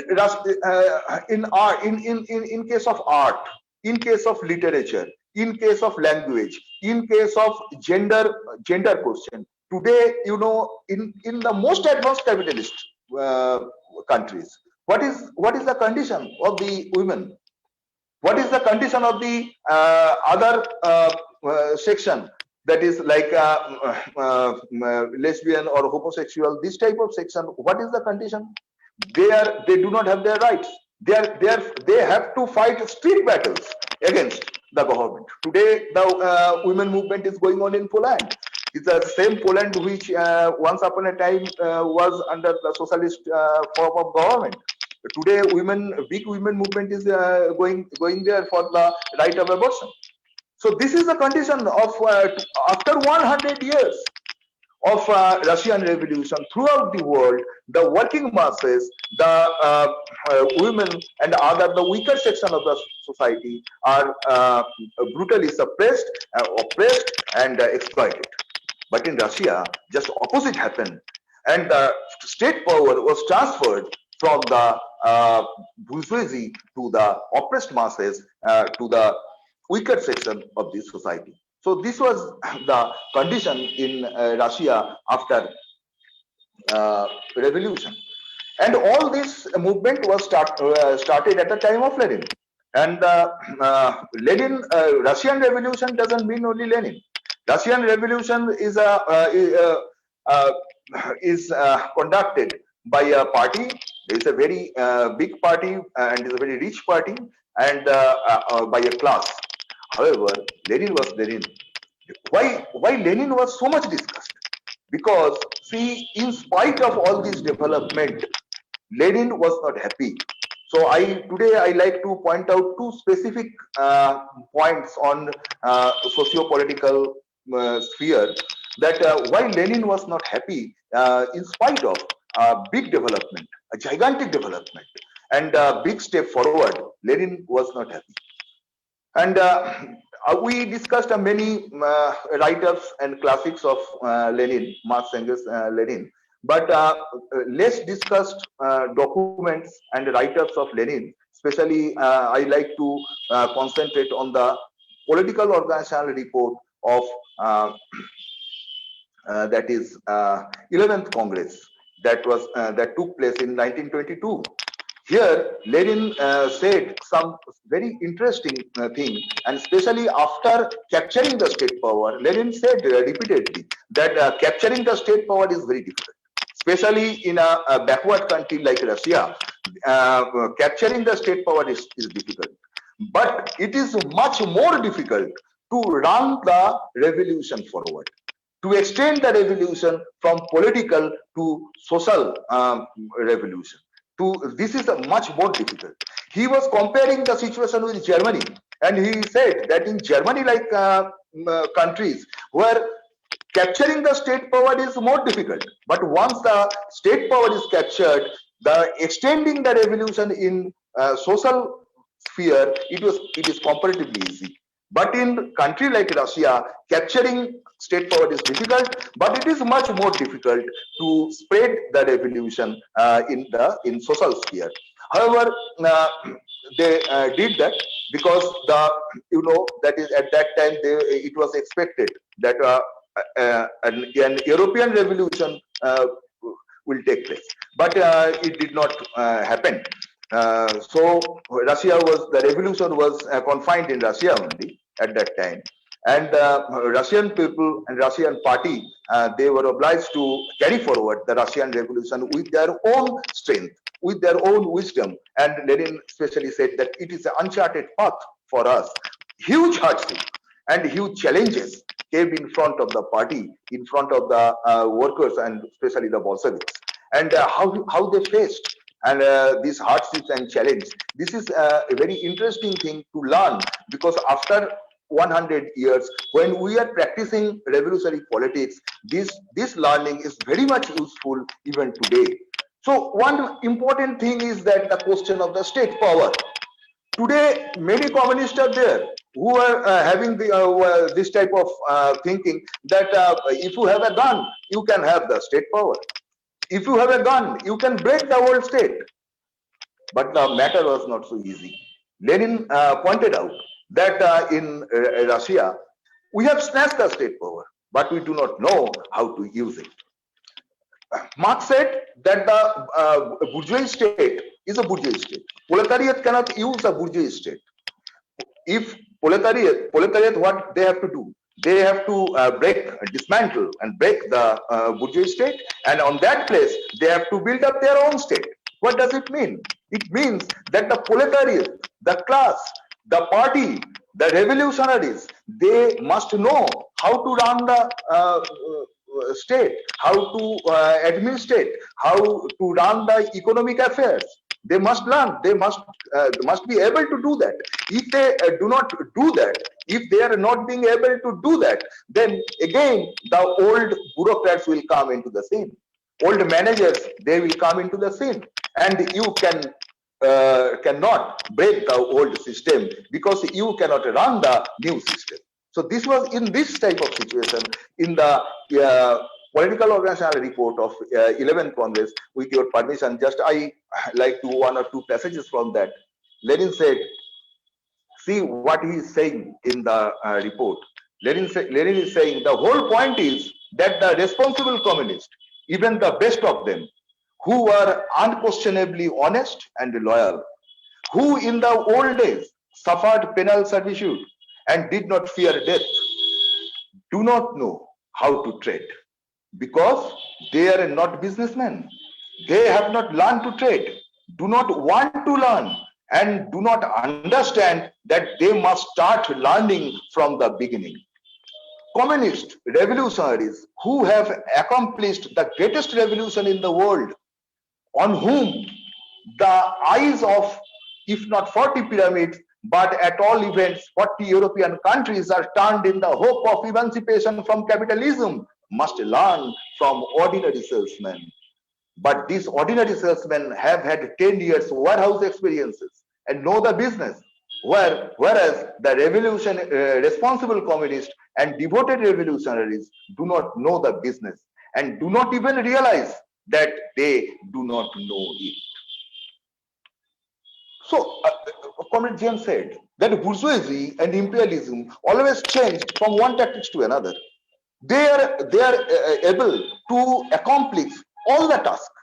But the communist, if we are confined to accomplish one type of task, then we cannot have the state power in our hand. We cannot break the old system. We cannot run if we cannot run the new system, we cannot break the old system. And it is much more important today also. In today's world, Comrade Kane said that after the parliamentary system was introduced after 1950, and a lot of institutions were developed.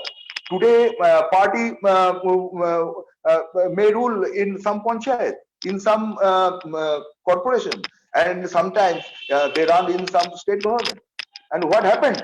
If you do not know to trade, if you do not run the economy, if you do not run the administration in the interest of the working class, if you do not know the art, then what you will do? You will do the trade in the old fashion. You will do the trade, run the economy in the old fashion. Like Buddhadev Bhattacharya and CPIM in West Bengal, what they did, they acquired the same land, like in the same fashion of the bourgeoisie. And they did the same thing, neoliberalism, because you do not know how to run the economy in the interest of the working masses. You do not know the administration, working people's administration, working class administration. If you do not know, then you will never be able to break the old state machinery. Even if you have power, more danger will be there, because there is ample chance, ample danger is there. You will be part and parcel of the old system. And this happened today. This is happening again and again. Why? Because Lenin pointed out, because the communists who can sacrifice their life in gun battle, who can sacrifice in their life in other form of activities, but they do not know to run the administration and this thing. But why this thing is happening? Why this thing is happening? Why they do not know? They do not learn. And even Lenin is pointing out that they do not know that they do not know the thing, and they have to learn from the very beginning. Why this type of thing is happening? Lenin pointed out that this is due to culture. From from the very beginning of the communist movement, in our childhood, in our early days of communist movement, we many times we have heard that what he or she is doing in his personal life, what he or she is habit or culture, that is not important. The important is that whether he is taking the right political line or not. That is the most important thing. But Lenin here directly contradict with this and say what Lenin is doing. Lenin is saying in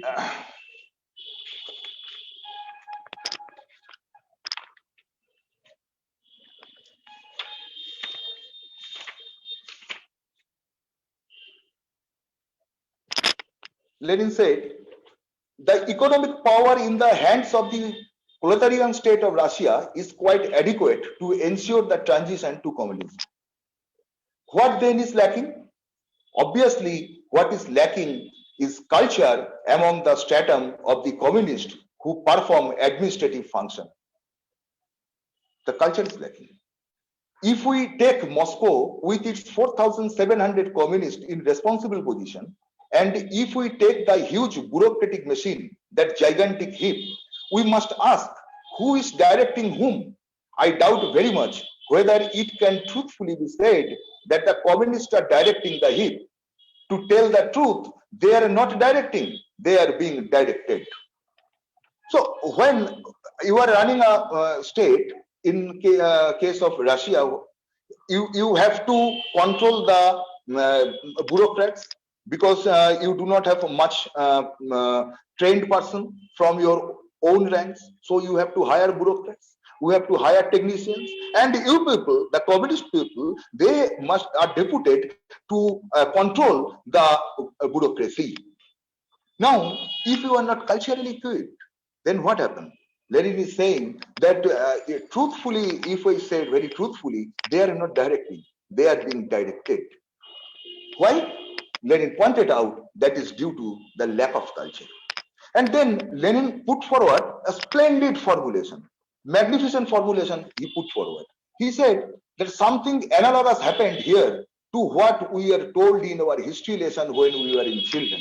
When we were in children, we were taught what that sometimes one nation conquers another. The nation that conquers is the conqueror, and the nation that is vanquished is the conquered nation. This is simple and intelligible to all.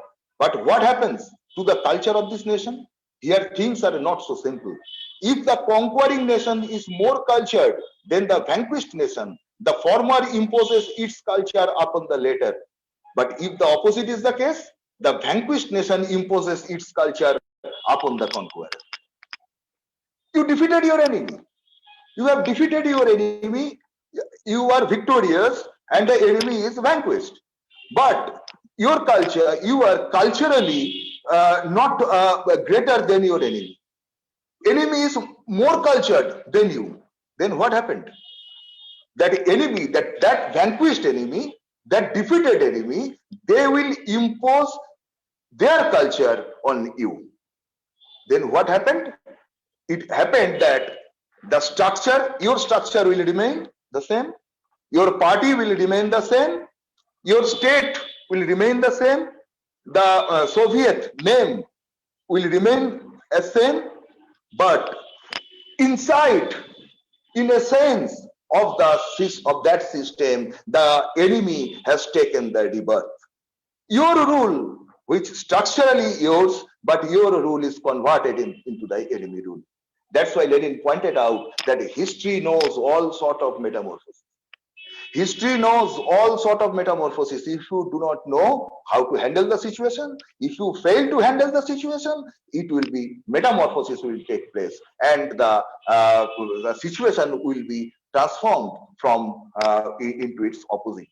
So today we are saying that Comrade Kane is very correctly said that if you go through the communist movement today worldwide, lot of communist party, lot of red flags, lot of groups confusing the masses, confusing each other,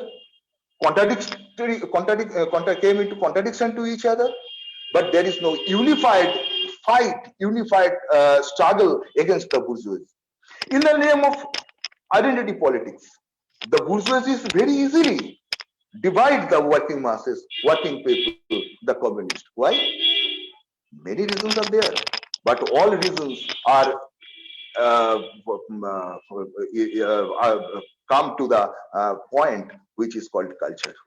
That is including your habit, including your world outlook, that is including your thought process, that is including your everything that comes under the thing that is culture.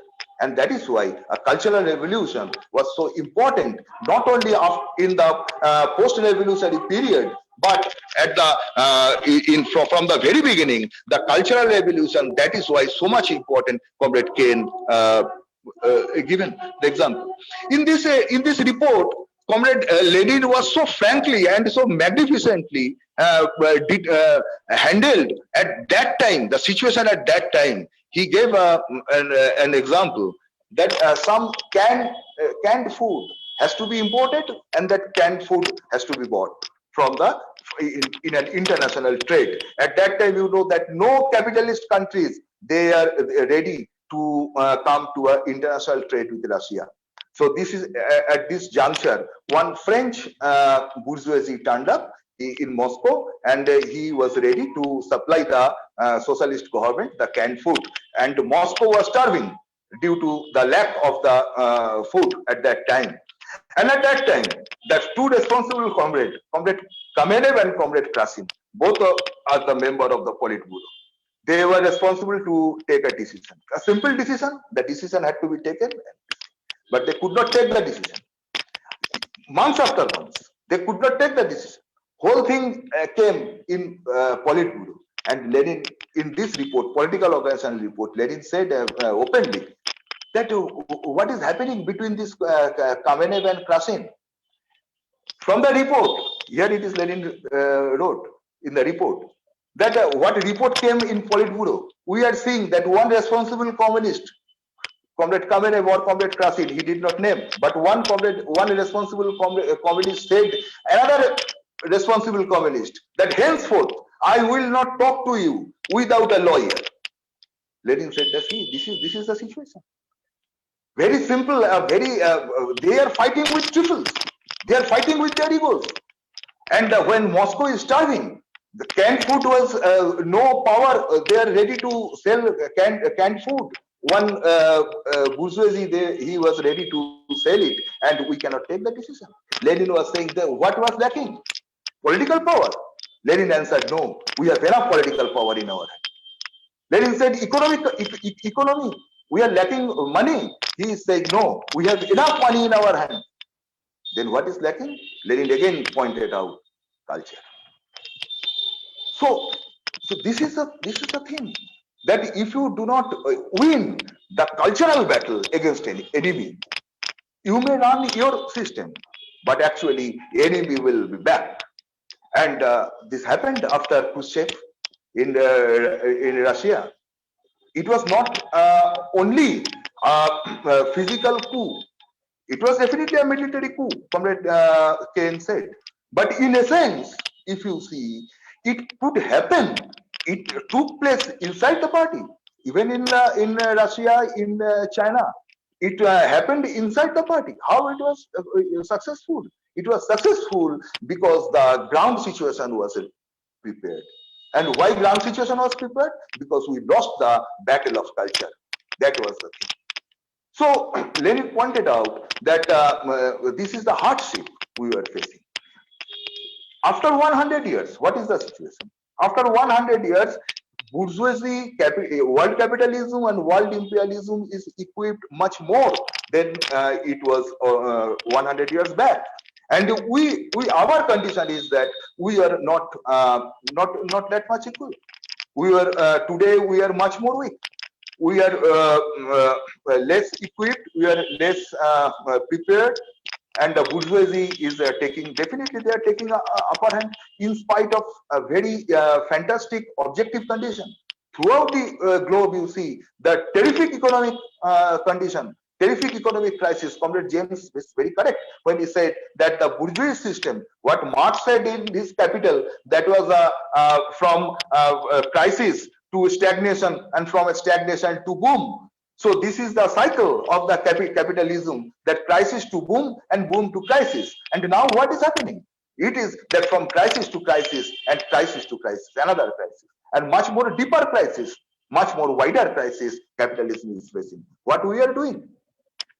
The question is what we are doing. We have to learn from the October Revolution. Even after 100 years of Russian Revolution, we need to learn many things from Lenin, from Russian Revolution, their experiences, and then only we can prepare ourselves. We need to understand our theory, our loopholes, our lacunas, our limitations, our old errors, our old faults, and rejuvenate the communist movement under the glorious red flag. Then only we will be successful to prepare for another wave of revolution, which the ground is already prepared for that. So this is my initial submission. Thank you, and revolutionary greetings to all. If any question will come, then I will try to do. Thank you very much, Comrade Kabeer.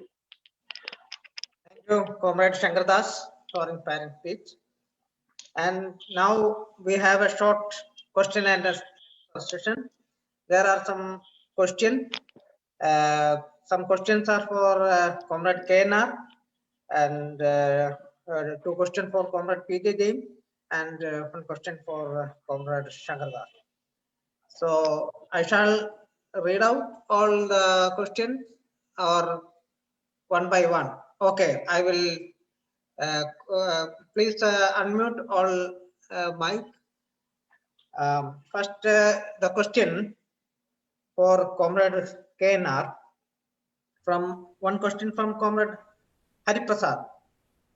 CPIML groups in India claimed in 1970s and 80s that Russia was a social imperialism that would come to dominate the world more brutally than United States of American imperialism. The political international tactical line or path is correct or not? That explain it. After the Soviet Russia collapsed under the leadership of former Soviet President Gorbachev. how could we understand the Communist Party of Soviet Union, which developed under the leadership of Comrade Lenin? So how we understand this collapse? The Communist Party of India want to form a Bolshevik Communist Party similar to Russian Communist Party. How is that correct? That is the one question. Shall I add on other question to you? Or? No, this is sufficient. One question, one by one, we'll take. Okay. Shall we, may I reply? Comments? Yes, yes. Comment. The question has got three parts. First is a section of the CPIML forces said Soviet social imperialism is more dangerous than the US imperialism. It is not correct to say everybody said that thing. It's a vast majority of the ML groups. After CPML was disintegrated and the UCCR-ML was disintegrated, there were so many groups. And among them, vast majority said this thing. It was under the influence of a theory put forward by the revisionists in China. That is called theory of three worlds. Actually, after the left adventurist section was defeated in Chinese party, the inner party struggle became more serious, and the rightists came back with a vehemence, with the support of the centrist Chou En-lai Prime Minister. And that led to the invitation to Kissinger, ping-pong diplomacy, and it was in that discussion the beginning of the three-world theory started. There, Chinese administration people, like including Chou En-lai, asked for American help to protect the nuclear establishments of China against the threat from Soviet Union. So it was very clear they were China was taking Soviet Union as a more important threat than US imperialism. And you should know it was taking place when US imperialism was bombing up to the border of China. They were doing carpet bombing of Vietnam up to the border of China. At that time it happened.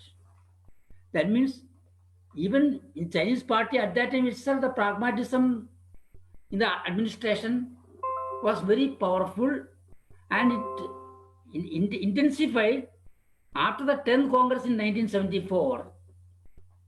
When Deng Xiaoping was reinstated, he went to United Nations as a leader of the delegation. The United Nations, he made a speech, which was very famous at that time, in which he explained this three-world theory more elaborately. And there he explained that we are belonging to the third world. China is a socialist country. It should belong to the socialist camp. And if no other countries there, they should say we are the socialist camp. Instead of that, Deng Xiaoping said in the United Nations, we are of the third world, and third world countries are facing the threat from the first world. That is US imperialism and Soviet imperialism. So to fight against these two superpowers, the third world countries and the second world, that means the smaller imperialist countries should join hands. And because Soviet social imperialism is a newcomer to the camp, he is more dangerous. So to defeat Soviet social imperialism, we can even join with the US imperialism. It was the beginning of the theory. And then in 77, it came out as a document, Chairman Mao's theory of three worlds. Actually, if you go through the Great Debate documents, Mao was consistently opposing to such a position. He was, of course, very vehemently fighting against social democracy, revisionism of the Communist Party, but he was never saying that the social democracy is ideologically it is our main enemy. Ideologically, revisionism is the main enemy. Social democracy is the main enemy. But the political field, he never said that Social Democrats are the main enemy. He said imperialism is the main enemy. So US imperialism continued as the main enemy for Mao. But Deng Xiaoping was different, and it was actually codified in 1977. But later, 1980, they themselves abandoned it. Chinese party abandoned in 1980. Chinese Revisionist Party abandoned it. But unfortunately, many of the groups in India and outside India also, they continue to parrot that thing for a long time. And it was applied even by the sections which were upholding the armed struggle. They even try to apply it in a practice. Against a bigger landlord, they will join with another landlord. So third world theory was applied in the practical thing in a very, very erroneous way also. So the question is, it is the lack of creative understanding of the Marxism leads to such blunders. So three world theory is no more, but three world theory is obnoxious influence was very much there for a long time. We had to take lessons from that thing. And as far as we are concerned, right from the beginning, from 77 itself, 77 or before that itself, we had denounced this thing, position, and we had taken a consistent stand against the three world theory. Okay, that's one part. Second thing, that what is that? Last part. Second part was. Bolshevik Communist Party. Bolshevik Party. Well, we are saying we have to build a Bolshevik style Communist Party. We don't say a mechanical repetition of the Bolshevik Party. Because Bolshevik Party was constructed according to the concrete conditions in Russia at that time. So in India is a very different country. It's a multinational country. So this complex, this thing, uneven development, so many questions are there. So we have to develop a Bolshevik Party according to the concrete conditions of India. But what is Bolshevism then? Bolshevism first part is that you have to consistently fight against the right opportunism and left individualism, which Lenin said repeatedly, ultimately both are same. There are two sides of the same coin. It may look different, but ultimately they lead to the same position. It is that like two sides of the coin. This is Lenin's writing. And what Comrade Shankar explained about the culture very beautifully as explained. From that it's very clear. Both right opportunists and left adventurers, they don't understand the importance of the cultural revolution. And the fight to change the habits, change this method of functioning and method of understanding and overthrow the old rubbish things and go for revolutionary new things. That is not there. So that way, first character of the Bolshevik party building is uncompromising struggle against both these deviations. Second thing is, we have to take it to the people. It's a mass life. We have to follow the mass life. That means the party should be integrated with the masses. The party should be integrated with the masses. Any organization which is not taking up the people's struggles is not a communist party. So second character is the integration with the masses. Third thing is a continuous development of ideological development. If that is not taking place, everyday things are changing. Everyday things are changing, and we can see in a decade so much of changes are taking place. In a century, so many vast changes are taking place. But in our country, after Naxalbari, 53 years have passed now. But there are people who are still mechanically taking the same frame. In 53 years, so many changes have taken place in the country. But they are not ready to come out of that semi-colonial, semi-feudal peoples who are frame, which under the influence of Limpiaoist left adventurous line was taken erroneously, which everybody criticized. But still, there are so many sections who are not ready to come out of that frame. They are so afraid. Nobody knows who will come and take this frame away from them. They themselves are not capable. So this is the ideological bankruptcy. We have to fight against that thing. That is the third characteristic. So these are the three major characteristics. And there are so many other things also connected with this thing. So you have to build a party which is for revolution. Communist Party is for revolution. If you call a party Communist Party is for revolution. And the Bolshevik Party is a party of revolution. That is the important thing. And so we are going to build a party of revolution, unlike the modern day Mensheviks or Narodniks. We have to build a party of revolution, and revolution means mobilizing the masses, and the people create history. That is mass-led.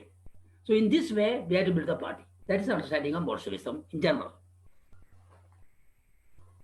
Yeah, there is one more question to Comrade KN in two parts from Comrade Pradhu. The first part, can you explain how the implementation of all power to commune or all power to the people implemented in Paris Commune, and which even it was short-lived, and all power to Soviet in USSR, how was it was implemented? Can you explain? And the second part, Later. First part, let me explain. Okay. The first part itself is a very big thing, so I will say it shortly, very, very briefly. Comrades, Paris Commune, the experience of the Paris Commune was analyzed by Marx in Civil War in France, very beautifully. And we have to understand that thing. Actually, Paris Commune was a very magnificent development. Still, should be a guide for us. One of the most important declarations of Paris Commune was there should not be any standing army. When the revolution takes place, the standing army should be dissolved, and the people should be armed. People should be trained, and people should be armed. That was the most important one aspect of the Paris Commune. And then it survived for 3 months only. And within 3 months, they conducted elections. And actually, up to the grassroots level, they conducted elections. And the power was given to the people. Directly, people sitting and deciding in the localities. And in this way, really, people were sitting and discussing the things based on the circulars and suggestions coming from the top. People are discussing and deciding, and then these decisions are consolidated, and the committee taking the decision. So in this way, democracy from below, not from above, democracy from below was implemented. And so many other things, of course, it is there, and so you can find out. And in Soviets also, Soviets first emerged as workers and peasants, Soviets. But then at a stage in the First World War, when the Russian army was defeated, the soldiers started coming back, and the soldiers also joined the Soviets. And this way, it was workers, peasants, and soldiers, Soviets. And Lenin gave the slogan, all power to the Soviets. And in that process, the state and revolution, Lenin has explained what are the contributions of Paris Commune and how we have to assimilate the experience also. And Lenin's concept was that the Soviets will continue in the indefinite period, for the whole transition period. And the elections to the Soviets should take place from the grassroots level, and the Soviets will start the planning. So when the planning was discussed, the understanding was Soviets will start the planning, and after land distribution, the land should be cooperativized and socialized under the leadership of the commune. It was not the collective farms. It was initially that was the concept. It was later concept. Initially, the concept was cooperativization and socialization of the land under the Soviets and the industry and other things also. So that way, it was started implemented during Lenin's time. It was started. Implementation was started in a magnificent way, but later so many dilutions took place, and finally Soviets disappeared. That is one question. So that also we have to take lesson from that. Then taking lessons from these things, Mao in the Chinese Communist Party in the 8th Congress, it was just after the Soviet 20 Party Congress, 20th Party Congress, where the Khrushchev line was adopted. Then Chinese party took an aggressive position against the Khrushchev line. But within the Chinese party, there was a powerful section who were supporting the Khrushchev line. So in the party Congress, the theory of productive forces came to dominate. Mao was reduced to minority. But though Mao was reduced to a minority in the party Congress, after the party Congress, he took the initiative to the people. Because people were with Mao. And then he started the People's Commune movement, along with the Socialist Rectification movement and Backyard Furnace, that is self-reliance movement. That understanding was the whole China was divided into communes. And the commune will be the most important power center. Then the district administration will be less, and the provincial administration still less, and the top, except the defense and foreign affairs and other items, that power will be reduced. That was the understanding. And the whole planning, 5-year plans and other things will be worked out based on the planning from the people's communes. And people's commune will be divided into neighborhood committees and brigades. So in this way, the neighborhood committees will sit and decide. And then the brigades will decide. And neighborhood committees or brigades will have their own social kitchen. And away with kitchen, a slogan was given. Because kitchen means enslavement for the women. So that way, common kitchen and other things were introduced. And common cultural centers were introduced. So every neighborhood committee will have a cultural center, a canteen, and in such a way, a new concept. When Khrushchev was asked about this, Khrushchev was said, yes, Mao is trying to make communism now. That is his mistake. So even Khrushchev had to accept that these are communist embryos, embryonic communist forms being developed in China, where people were taking decisions. It was a higher level of understanding. But with the Lin Biao coming to dominance, by 1968, the People's Commune started facing problems, and later it was dissolved. So we have to take lessons from these things, and we have to develop our society. And even before the revolution, today itself we have to start that method. We have to start discussing this thing, and we have to start thinking about it and taking this idea to the people. And where we have got the influence among the people, we can start practicing it. An alternate development plan for the grassroots level itself. In this way, a method should be developed. So it is a very important thing which the communist parties will have to do. Along with the culture, this is a real question of democratization. Democracy is not just a way of speech. It should be a way of life. And here, democracy will become a way of life. The really people will be deciding everything. It will be a real democracy. People will be deciding, that is sitting and deciding everything. So the people's commune concept, we should start practicing wherever we have got mass support, and that will also contribute towards creating a new society. Now you can say. Yeah, one more question. The recent development in China they claim that it is advancing to socialist China. Instead of doing experiment of implementing socialist system in whole country, it is going to implement in selected areas, and after convincing the benefits of socialist structure, it will spread the same experiment to the whole China. How do you analyze this development? Yes, this was a decision. This is a decision taken by the latest meeting of the Central Committee. They had a yearly meeting of Central Committees in which all these theoretical questions are discussed. They have adopted a document which calls for a serious study.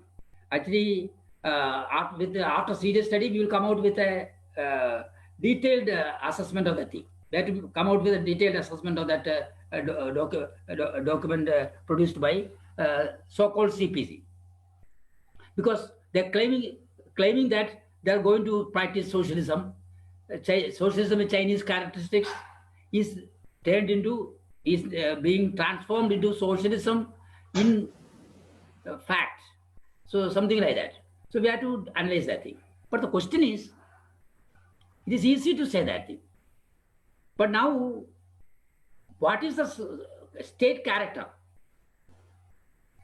It's the character of the Chinese state now. Chinese state is a bureaucratic state, bureaucratic dictatorship of the bureaucratic bourgeoisie. Chinese state is a dictatorship of the bureaucratic bourgeoisie, which is contending for world hegemony with US imperialism. And it is using trade as a major weapon. If America is using arms trade as a major weapon, China is using trade in other things as a major weapon. Through trade, they are increasing their influence. So the question is, it has not shown any proletarian internationalist spirit after leaving the Chinese socialist path after 1976. The proletarian internationalism, that word is repeated, but it is never put into practice. So China is not a socialist country. It is actually a bureaucratic dictatorship.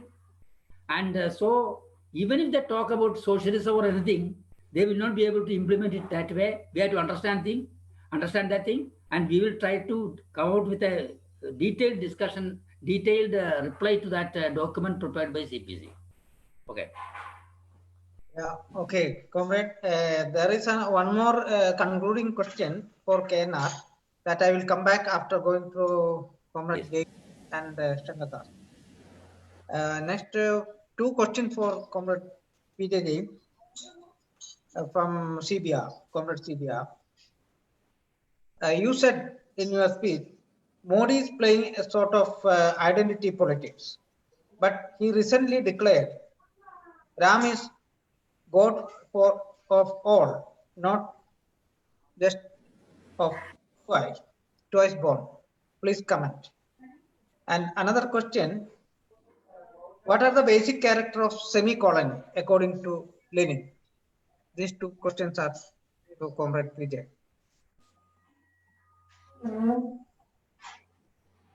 Okay, comrade. So I shall briefly explain regarding Modi's the statement that Ram is for all.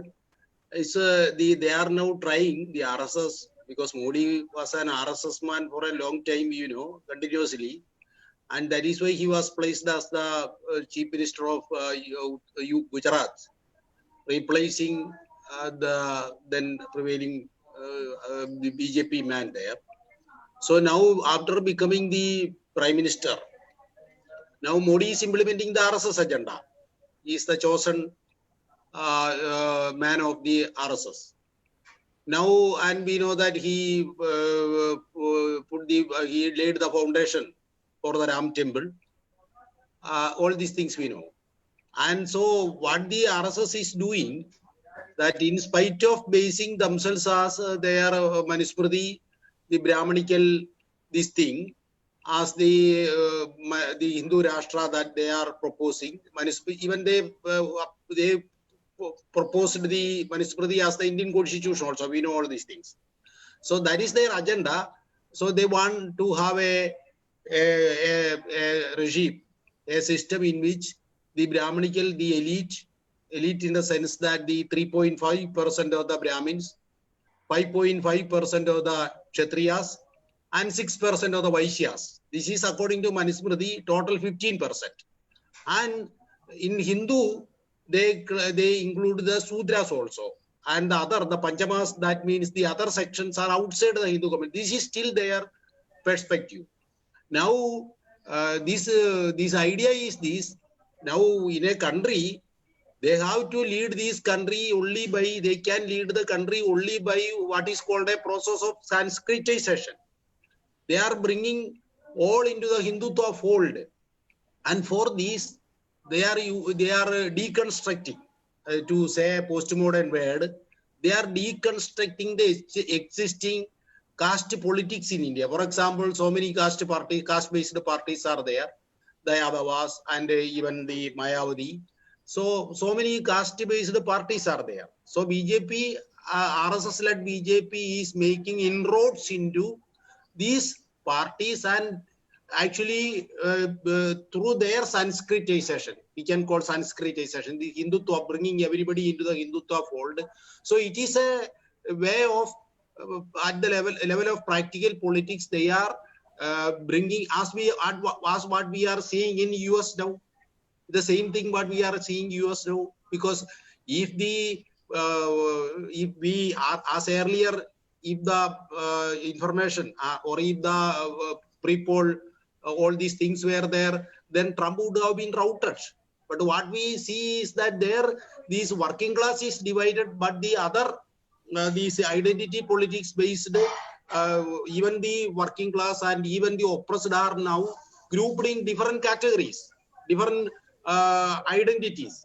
And so in the same way, in India, the RSS and the BJP, they are trying to bring all these various sections in the Hindutva, that even though they define Hindutva according to Manusmriti, they are bringing all those sections under the Hindutva fold to maintain their rule. And so in a country like India, without the majority, without the support of the majority, you cannot have a rule. So they are, in spite of having a theory, they are camouflaging their true objective. And at the same time, they are bringing all sections, all oppressed and other sections, and diverting the real issue faced by the people, the question of land, the question of labor, the question of wages, the question of other oppressions. They are now, and they are creating Islamophobia, Muslims as the enemy, and other sections, putting one section against the other. This is identity politics, division of the oppressed into several categories, and destroying the unity of the oppressed. So this section, this is a double-edged weapon. On the one hand, they are dividing the people using religion and caste. On the other, they are bringing everybody into the Hindutva fold to maintain their power. This is what Modi is doing. So there is no contradiction. It is clear. What I have said is the same thing. Now the second thing, comrade.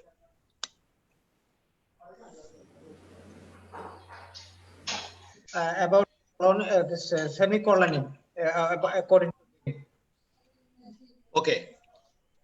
So according to same, because comrade, best example, say at that time, when we say the colonialism at different levels, this imperialist oppression and imperialist domination is at different levels.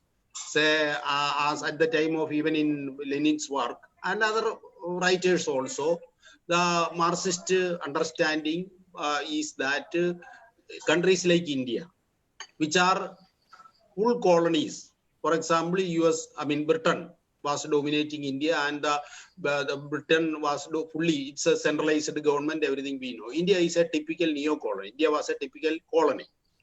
Now, China was a semi-colony. Semi-colony means there are various imperialist powers. For example, US imperialism had their pockets, their influence. UK had, Britain had their influence. So different imperialist powers had their control in different regions and in different spheres. So that is, so there no total control by an imperialist power. Different imperialist powers at the same time having their domination and control over a country and no direct control by any particular imperialist power. So we said that China is a typical, was a typical semi-colony. Then at that time there was a dependent countries. For example, Latin America, where the US imperialism was practicing a kind of a system without, it is called imperialism without colonies. So American domination over Latin America is often defined as imperialism without colonies. So imperialism can be without colonies.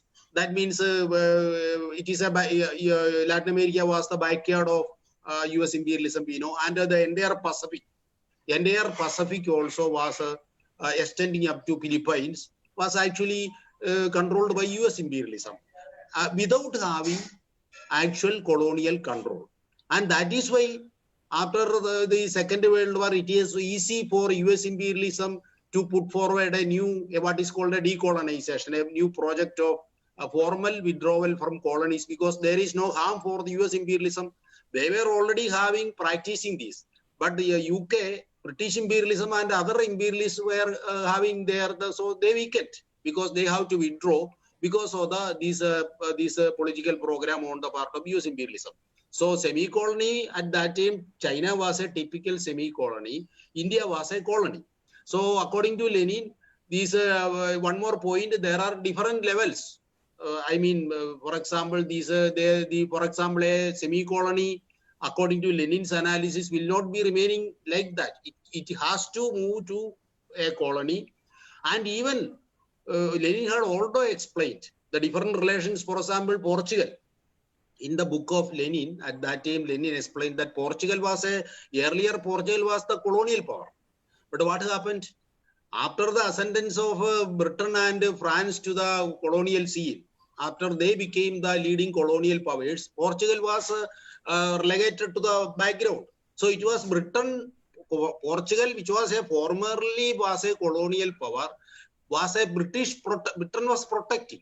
And we know that after when 1947 Britain withdrew from India, up to 1961, Goa was a Portuguese colony. So it was liberated from Portugal control. So wherever Britain was there, Britain was protecting Portuguese domination in certain pockets. So different types of domination, different types of what is called transitional, which Lenin called arrangements, relationships were there. And this is the thing that we can understand.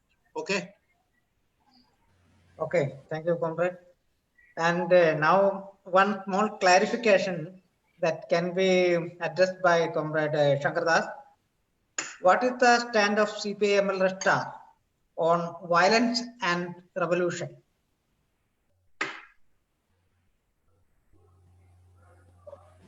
Violence and revolution. Violence. Comrade? Yeah, violence and revolution. What is our party stand? Oh, in our path of documents, comrade, we stated very clearly that all the paths, all the tactical things are open to us. We are not specific to any particular tactics, any particular path. Because, there is a Marxist approach to the violence, non-violence, these are all paths, these are all tactics. How you will use. In what happened in Russia? What happened if you see the Russian revolution? When the uprising took place. The uprising took place, that uprising took place without any bloodshed. Only one casualty was there, only single casualty. With the single casualty, in the morning of 7th November, the operation took place. The whole garrison of that is Consulate garrison, was placed in the Black Sea, and the Winter Palace was surrounded by the People's Force, the force of the working class and the army, and just showing the gun, they did not use the gun, they did not fire the gun. Just showing the gun, they snatched the power. So that is depend on the situation. That we cannot say we are not some sort of kapalik or something like that. That we are not in that position that we have to use unless and until you use some sort of specific path, you are not revolutionary or something like that. We do not. If it is required, if it is done, then if you have to do. The whole thing depends on the bourgeoisie. Whole thing depends on the enemy. That how they react. According to their reaction, according to their the movement of the revolution will take place. In Hungary, what happened in Hungary in 1921? In Hungary, the peaceful transition took place. But in general, we know the bourgeoisie, even what is the situation of the imperialist camp, imperialism worldwide today, they are not ready to give a single right today without force. Unless and until you battle, until you struggle, unless and until you push them backward, they are not ready to give a single right. And this now in revolution, we are talking about the question of whole state power. So we can understand.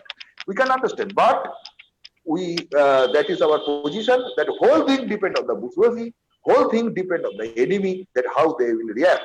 And the path of revolution will take the according necessary step, will take necessary step. That is our position. Thank you. Okay, comrade. And last concluding question to comrade KNR.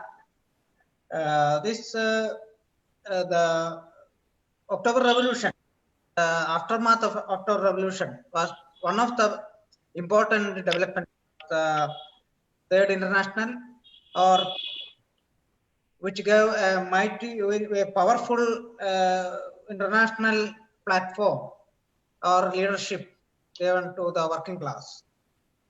After this disintegration, what is the present situation, which is CPI, and what is its international platform? Comrades, as far as communists are concerned, Marx has shown the way, even when the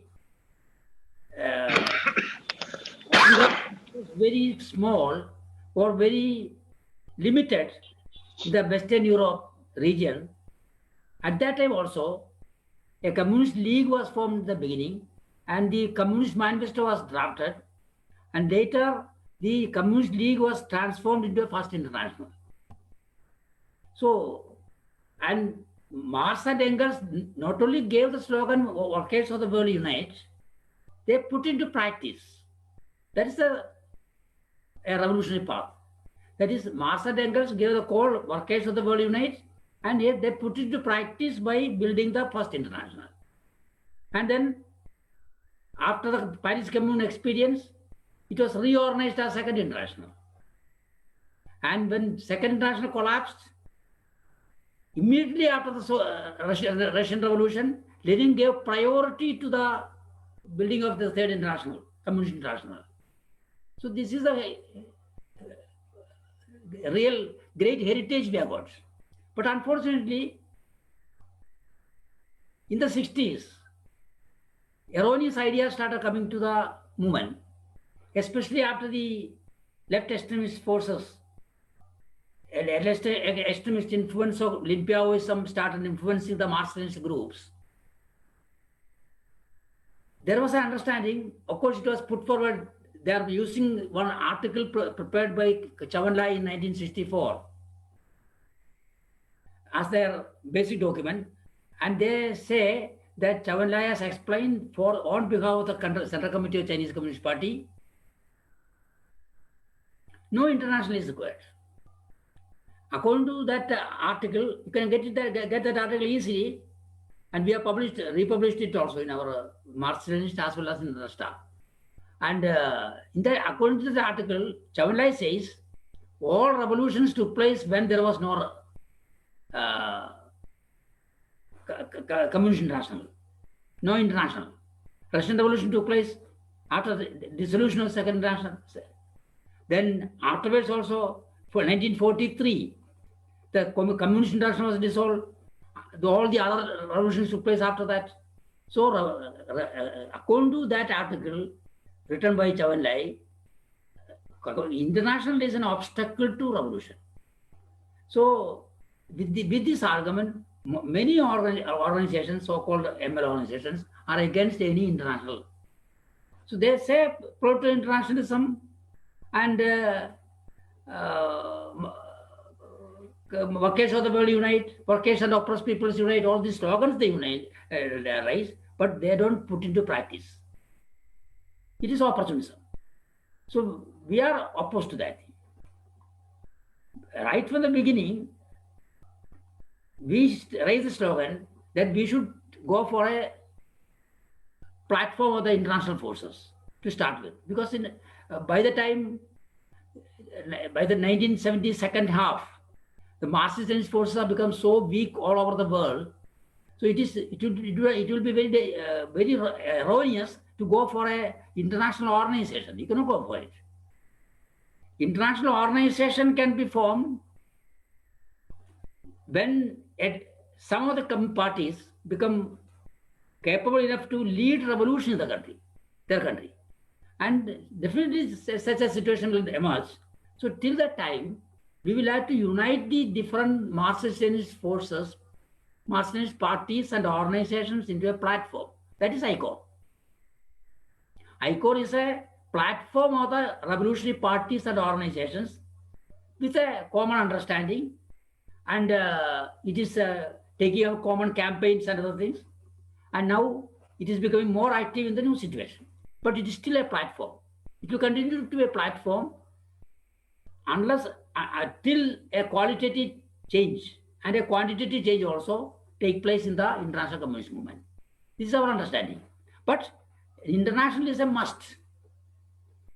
At any situation, even if the most severe suppression is there, still we should strive for an international, because we are fighting for a world revolution. It is not Indian revolution cannot lead the humanity to socialism. We can lead the humanity to socialism only through a world revolution. So world revolution calls for a world platform of the different people.